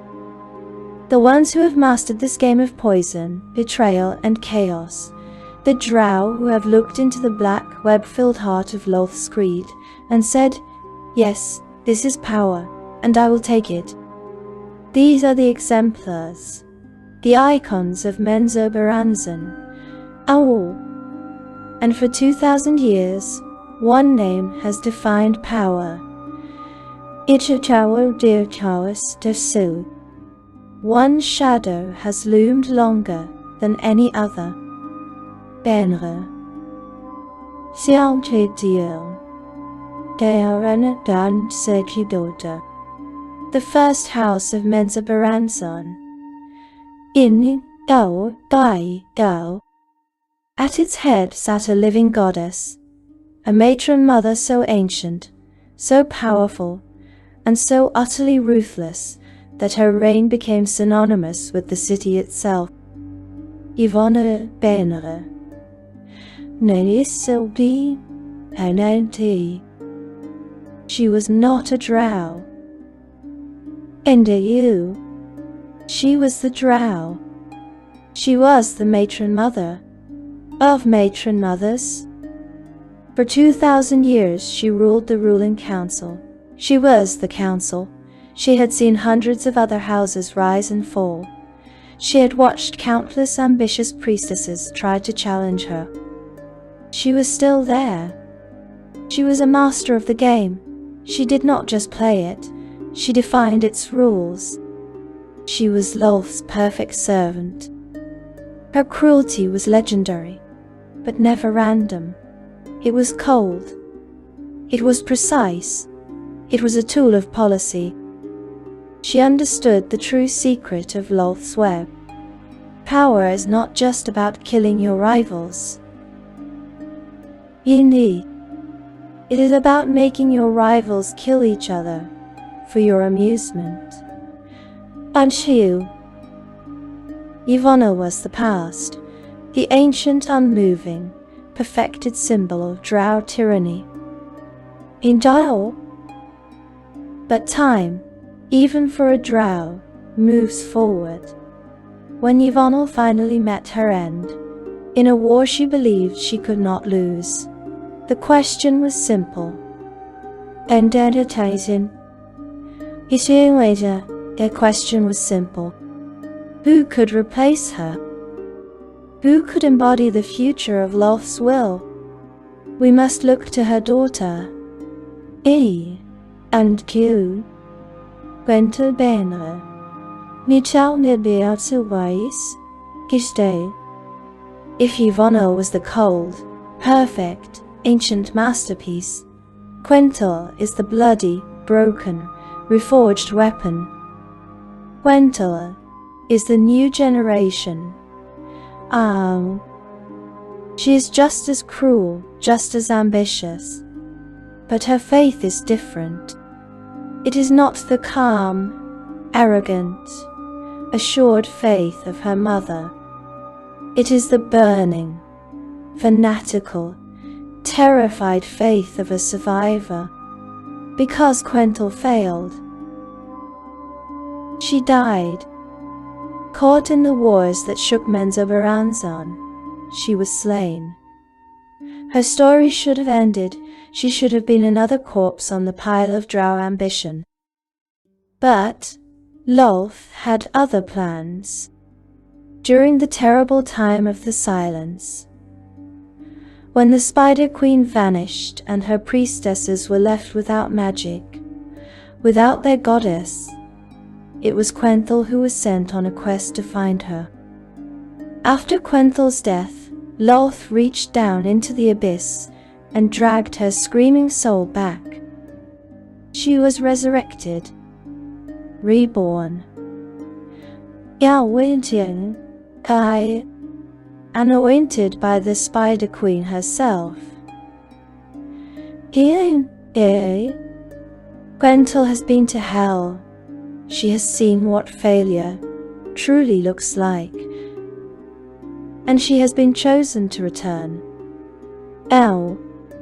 Her power now, as High Priestess of Araushnee and Mistress of the Academy, is absolute.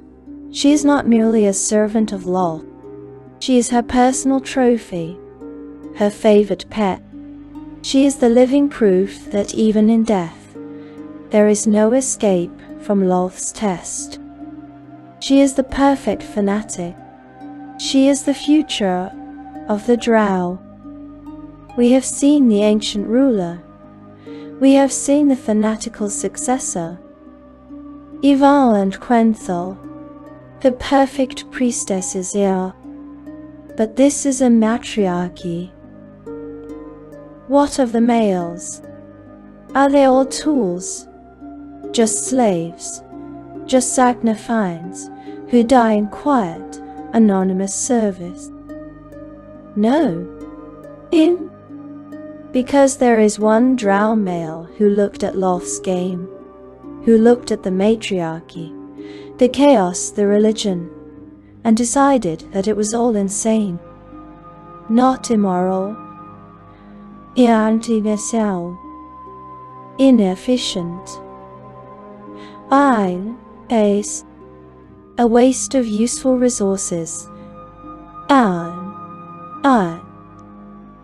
He is perhaps the most dangerous Drow in Menzoberranzan. Because he is the only one who is truly sane. Yalaxel. Indu. Ganditarian Yesidon. He too is a son of House Bainra, a cast-off, a rebel, a survivor. He is the ultimate pragmatist. And he is the Drow who rejected the house. Endanau. He is a rogue. He has no house, no matron, no faith. No faith. He has only himself. And he has Brigandiatha in his mercenary band. He took the dregs of Drow society, masterless males, ruined nobles, cast-off sons from destroyed houses, and did what Lolth forbids. He united them.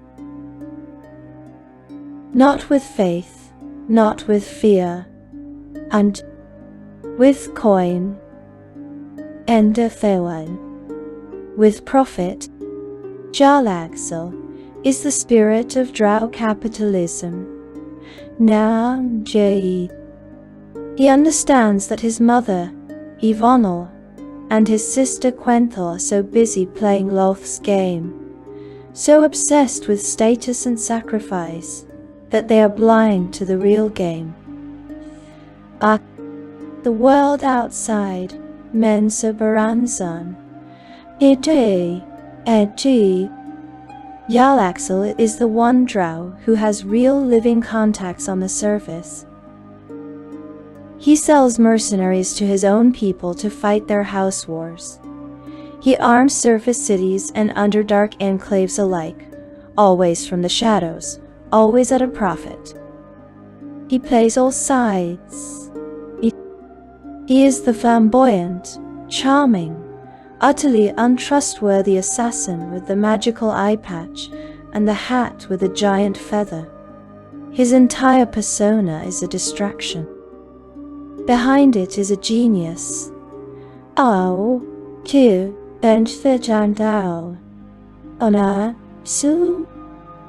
He is the proof that a Drow male can be powerful, not by obeying the system, not by overthrowing it, but by profiting from its chaos. He is the ultimate survivor. Intneo Qnt. These three, the matriarch, the fanatic, the opportunist, They are the pinnacle of Drow society, the ones who won. Ow. And they are all, in their own ways, monsters. Which is why the world was so utterly unprepared. It is so. For the one who wasn't. We have looked at the winners, the exemplars of Lolth's way, the ancient matriarch, Ivonne Bainra, who perfected the game of Drow politics, the fanatic, Quenthel, reborn from death to serve, the opportunist, Jarlaxle, who profits from the chaos. They are the monsters, tyrants and survivors who have clawed their way to the top of the bloody, web-choked pyramid. They are the proof of the Drow system's success. They are what the Drow are told to aspire to be. And for 10,000 years, this was all the world knew. This was all the Drow were. Until one was not. Until one Drow, born in the heart of that perfect, cold, absolute darkness, looked at the system, at the goddess, at the cruelty, and refused. This is the other icon, the great exception, the heretic of heretics. We must speak of Drizzt Do'Urden. He was born, as many noble Drow are, into a world of blood. He was the third son of House Do'Urden, a rising, ambitious, utterly typical house. He was born on the very night, the very moment, that his house was conducting a genocidal, secret, war against a rival. He was meant to be a sacrifice. As the third living son, he was, by the laws of Lolth, to be offered up on an altar, his infant blood spilled to thank the Spider Queen for the success of their betrayal. He should have died the moment he was born. But in a twist, a perfect, cruel Drow twist, his elder brother was murdered at that exact moment, and so he was spared. He was no longer the third son. He was now the second. And he was allowed to live. This was his birth, a failed sacrifice, a life bought by fratricide. From this moment, his life was a contradiction. He was a Drow, who was not a Drow. He was raised not by his mother, Matron Malice, who saw him only as a tool, but shaped by his father, Sacnafine, the weapons master, the patron. And Sacnafine was a heretic. A man trapped in the system, a warrior of impossible skill who despised the cruelty he was forced to serve. He saw in this child, Drizzt, something that horrified him. Himself.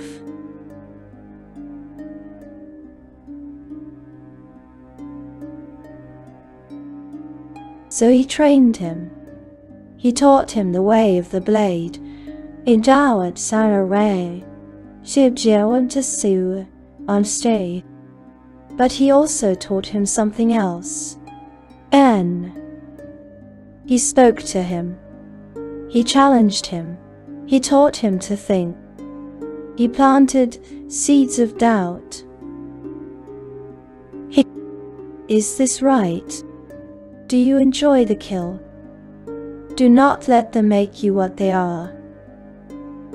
And Drizzt listened. He went to Melimac there. He became the greatest student they had ever seen. His skill was supernatural, transcendent. But he refused to kill. He would defeat his opponents, humiliate them, outfight them all. But he would not strike the final blow. Inche, inano, itao awarns. This was a sin, a terrible sin. Weakness, mercy. House Douden began to notice. His mother, Matron Malice, saw this flaw in her weapon. She saw the poison of Sacnafine in her son's soul. She tried to burn it out. She sent him on raids to the surface, to slaughter elves. She demanded he participate in the cruelty. Drizzt could not. He hid, he pretended. He let others do the killing while he walked the edge of Lolth's expectations, trying to live within a system his heart rejected. This lie, this impossible balancing act, could not last. The moment came when he was discovered, when his mercy was finally revealed. The punishment was swift. Yenin, Itao, it Huntions. The house would be punished for his failure. And Sacnafine, his father, his mentor, the only soul in that entire city who understood him, offered himself in Drizzt's place. He was sacrificed to Lolth to pay for his son's sin of compassion. In that moment, Drizzt broke. The city had taken the only thing he had ever loved. And he realized what his father had been teaching him all along. Sacnafine had not been teaching him to survive Menzoberranzan. He had been teaching him to be worthy of leaving it.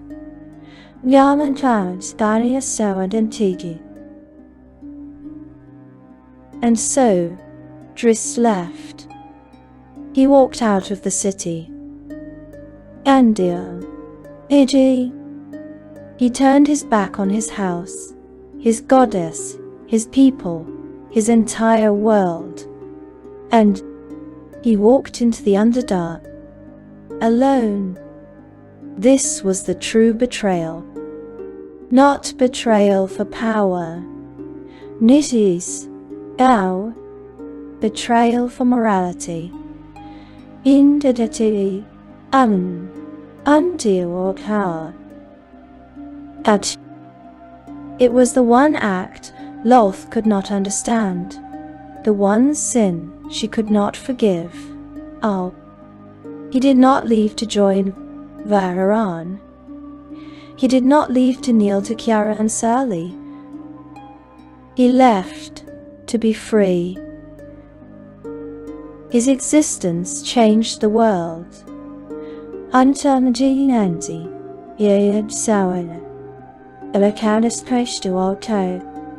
His story, his impossible survival in the Underdark, his struggle on the surface, his finding of friends who could see past his skin, sent a shockwave back into the Underdark. It was proof that Araushnee was right.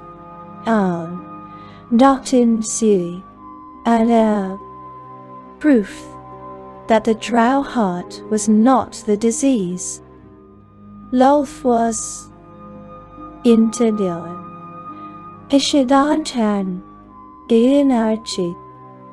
Drizzt is the heretic, the exception, the one Drow who looked at the throne of his people and chose the sun.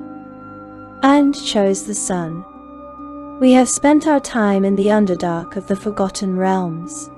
We have walked the glowing, web-shrouded, hate-filled streets of Menzoberranzan. We have looked at the icons, the priestesses, and the one great, shining exception.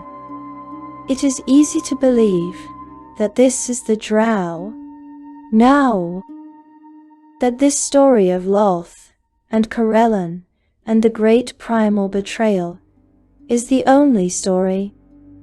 but the multiverse is vast. And the concept of the dark elf, the child of shadow, the outcast, is a story that has been written on other worlds, in other realities. In those worlds, the story is different. The Drow are not always the children of Lolth. Let us journey now to a world of pulp, steam, and shattered ancient magic. Let us go to Eberron.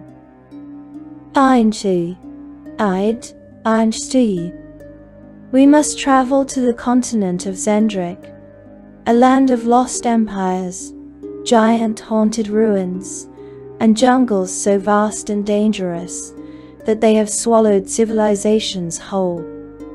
Here, in these humid, hot, poison-filled jungles, we find the Drow, and they are different. They are not a civilization of grand subterranean cities. They are tribal, savage, survivors. They share the ebon skin and white hair, but their story has no Lolth, no Corellon, no primal civil war in the heavens. Their history has no primal betrayal. The Drow of Eberron were slaves, chattel to the ancient, impossibly powerful empire of the giants. For millennia, they were playthings, tools, and living offerings for their colossal masters. When that empire burned in a great magical apocalyptic cataclysm, the Drow endured. They hid. They fled into the deepest jungles. They fled into the earth. They survived. Their gods are not Lolth. Some do honor spider spirits, but it is a lesser thread. The true power in the jungles of Zendrick is not the spider, and it is the scorpion. Many Drow tribes of Eberron worship a great, terrible, venomous scorpion god, known as Volkor. They see him as the ultimate survivor, the perfect ambush predator. They carve white scars and tattoos into their dark skin in his image. They smear his venom on their arrows and blades. They are not scheming politicians in a great city. Andar and a cow. They are hunters, warriors, shamans. They fight a desperate war against the ruins of the past, against lingering giant magics, roaming monsters, and the treasure hunters and colonists who come from distant continents to plunder what remains. Their evil is not the cold, intellectual, aristocratic evil of Menzoberranzan. It is a primal evil, a brutal evil, the evil of a people so long brutalized that brutality is all they remember. And some are not evil at all.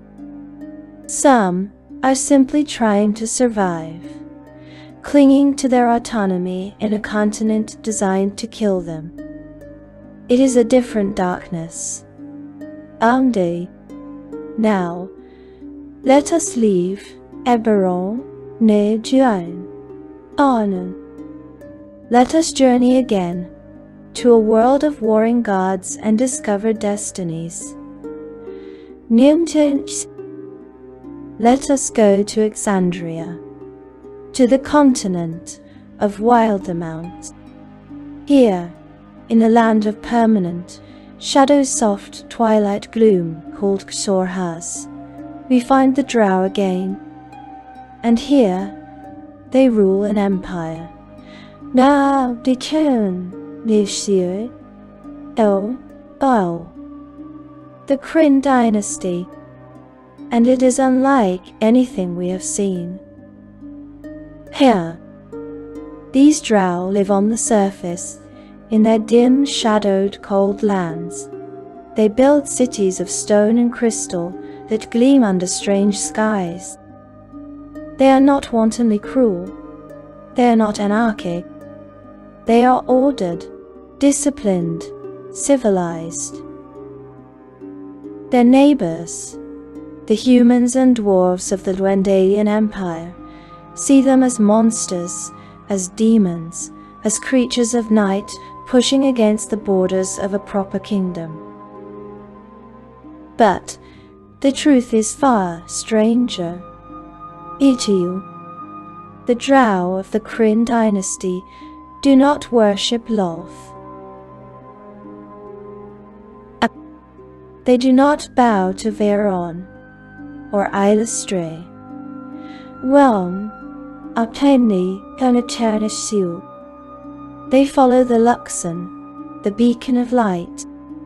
They believe certain ancient crystals, the beacons, can catch a soul at the moment of death and reincarnate it. They believe in a cycle of rebirth, in many lives, in the possibility of growth across incarnations. Their society is built on this hope, this process of returning and remembering. Oh, they are not a matriarchy, not a megocracy. They are a culture where age is not the true measure of wisdom. The true measure is how many lives you have lived. Their leaders are those rare souls who recall multiple past lives. Their children are tested to see whether they are new souls or old ones reborn, carrying echoes of previous paths. Because of this faith, this belief in the beacon, their society is inclusive in a way that would horrify Menzoberranzan. The Kryn dynasty is not just Drow. It is orcs, goblins, bugbears, minotaurs, all the monstrous peoples who have come to the Luxon, seeking meaning and a way out of the roles the rest of the world wrote for them. This is a nation of Drow where a goblin can be a noble, where an orc can be a priest, where a bugbear can wear a general's armor and not be a joke. The Drow are the founders and spiritual center, but they are not alone. They are leading others toward what they believe is a better, more enlightened, reborn existence. They are still dark, still secretive, still at war, but they are not evil. They are just different. These two worlds, Eberron and Exandria, show us a deeper truth. The Drow are not one thing. The darkness of their skin does not define the darkness of their hearts.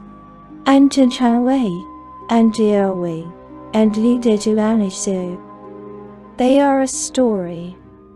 And that story can be retold. We have journeyed from the surface forests of myth to the deepest, crawling dark. We have traced the first sin, the first betrayal, the first curse. We have watched a people born of starlight be hurled into an endless night. We have seen what that night did to them. We watched Araushnee fall and become Lolth. We watched the Seldarine turn on their own, burning out a goddess's name and replacing it with a title of terror. We watched the elves who followed her be cast down, their skin blackened, their hair bleached, their eyes lit with the red glow of divine condemnation. The first Drow were not born. They were made. We descended with them into the Underdark. We walked the long, terror-stricken descent, as a hunted, shattered people fled the sun, and were driven toward the only comfort they had left. Their fallen goddess. We saw what she offered them. In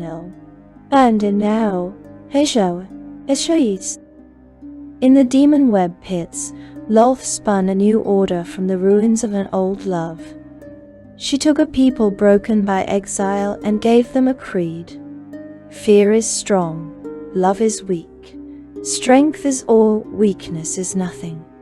All must be tested. The strong survive, the weak are culled. She promised not comfort, but purpose. And they believed her. Ninja. We saw what that belief became. In stone and blood, and spider silk. We stood at the lip of the great cavern of Menzoberranzan, and looked out over a city of cold phosphorescence and carved obsidian.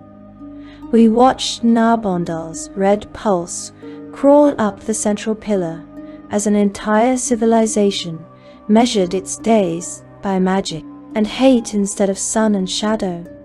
We learned that every balcony was a spider's jaw, every bridge a web strand, every district a different layer in a vast living icon to the Spider Queen. We entered Tir Brescia and understood that Drow nobility is not born. It is manufactured. Melimac there turned sons into obedient weapons. Sorcerer turned brilliant minds into leashed engines of arcane utility. Araushnee stripped daughters of compassion and refilled them with doctrine until they could no longer tell the difference between faith and cruelty. We walked through the noble houses and saw that family in the Drow tongue means hierarchy. At the top, a matron whose word is lore and liturgy. Below her, daughters who are both heirs and executioners in waiting.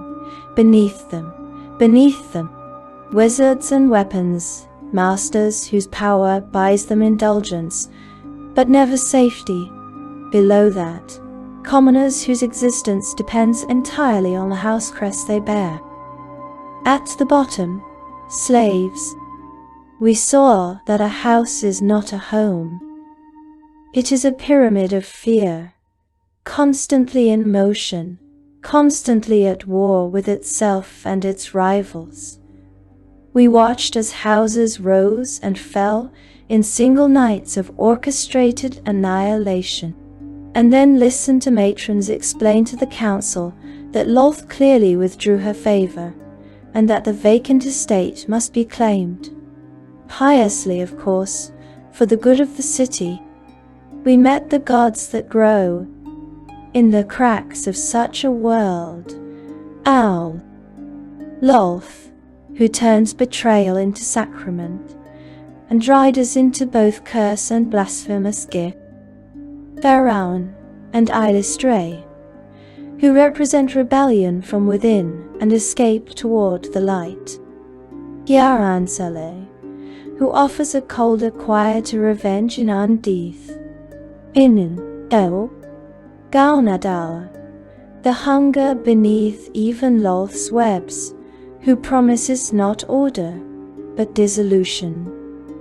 We learned that the Drow soul is not only pulled downward by one divine gravity, it is tugged at from many directions, each god or power offering a different answer to the question, what do you do with pain? We met the winners of Lolth's game, and saw what success looks like. Yvonne Benra, who turned 2,000 years of political murder into an art form and made herself synonymous with Menzoberranzan itself. Gwendol Benra, who died, saw what awaited her, and was dragged back by Lolth as a living banner of fanaticism. Proof that even death is no escape. Jarlaxle, who looked at the matriarchy, shrugged, and built his own parallel economy out of mercenary bands, stolen opportunities, and a refusal to worship anything but profit. We learned that the most dangerous Drow is not always the most pious or the most powerful. Sometimes it is the one who has stepped sideways, who refuses to play except on his own terms. Now do you go? And then we met the one who stepped out entirely. Drizzt third son turned second, sacrifice turned survivor, student turned heretic. We followed him as he learned the blade from a father who hated everything that blade served, as he excelled in a school designed to grind away empathy, as he repeatedly refused the final blow his society demanded. We watched mercy be named as sin, watched a father walk willingly onto the altar to pay for his son's conscience. We understood that Saknafine had never truly been training his child to live in Menzoberranzan. He had been training him to leave it. We walked with Drizzt into the tunnels, away from house and goddess and everything familiar, into decades of exile that somehow brought him to friendships, to found family, to a life under the same sun that had once been his race's curse. His story proved something that the lore had only ever hinted at, that the Drow condition was not irrevocable, that heritage is not destiny, that a soul shaped in cruelty can still choose another path. Then we looked outward and discovered that the very idea of Drow was broader than one setting's sin. In Cendric on Eberron we met jungle-born dark elves, whose ancestors were slaves of giants, not disciples of a spider queen. Their god was a scorpion, not a weaver. Their culture grew out of survival and anger at mortal masters, not divine betrayal. In Exandria's Kryn dynasty, we met Drow, who built a surface empire around reincarnation and the Luxon, who decided that the measure of a person was not their bloodline or gender, but how many lives they had lived and what they'd learned along the way. They showed that Dark Elf could just as easily be the face of a multiracial, aspirational society as the face of an Underdark tyrant. And then, in the newest Tales of the Realms, we learned of Evandro and Lorendro, branches of the same sundered people who never fell into Lolth's net, dark-skinned, white-haired elves living under starlight and sun. Their cultures harsh or insular, but not built on sacrificial altars and slave pits. Their existence didn't erase Menzoberranzan. It reframed it. Because now the question is no longer what makes the Drow evil. The question is what made these Drow what they are, when others did not become the same thing. The answer is not biology. Not skin, side, not eyes, not race. The answer is story. Sindenitau, Altanen, and Shedikite Adan Suri story. The Drow of Menzoberranzan are what happens when a people's trauma is weaponized by a god. When a religion condenses every hurt into doctrine and teaches every child that the only way to be safe is to be feared.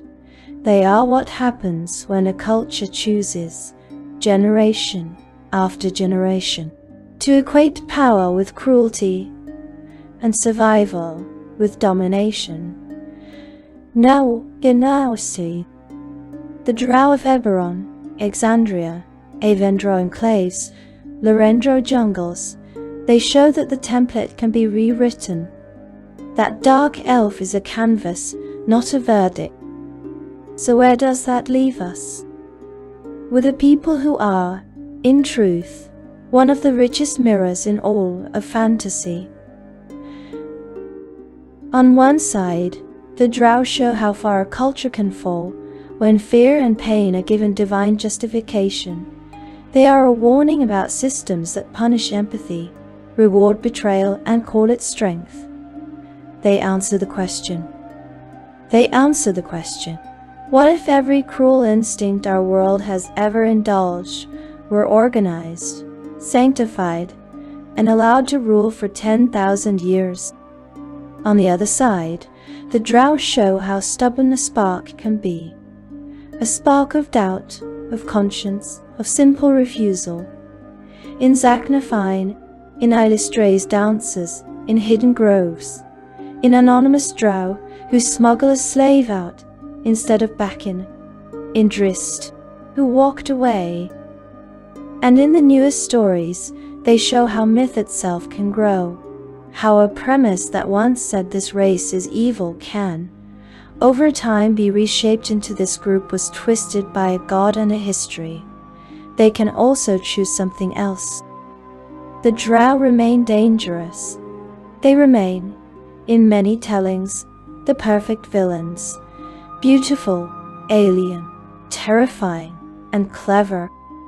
But now they can also be tragic. Now they can be complicated. Now they can be redeemed, individually, and in some worlds, collectively. The journey through their lore is a long descent through cruelty, but also a long climb toward nuance. Thank you for walking that path. Through spider-webbed caverns, god-haunted cities, and alternate worlds, and for staying long enough to see that even in the deepest fiction, stories evolve, and so do the people inside them. So do the sea. Sleep well. In dawn, days. And if you meet red eyes in the dark on some future adventure, remember, you might be facing a monster, or someone who is still deciding what kind of story they want to belong to.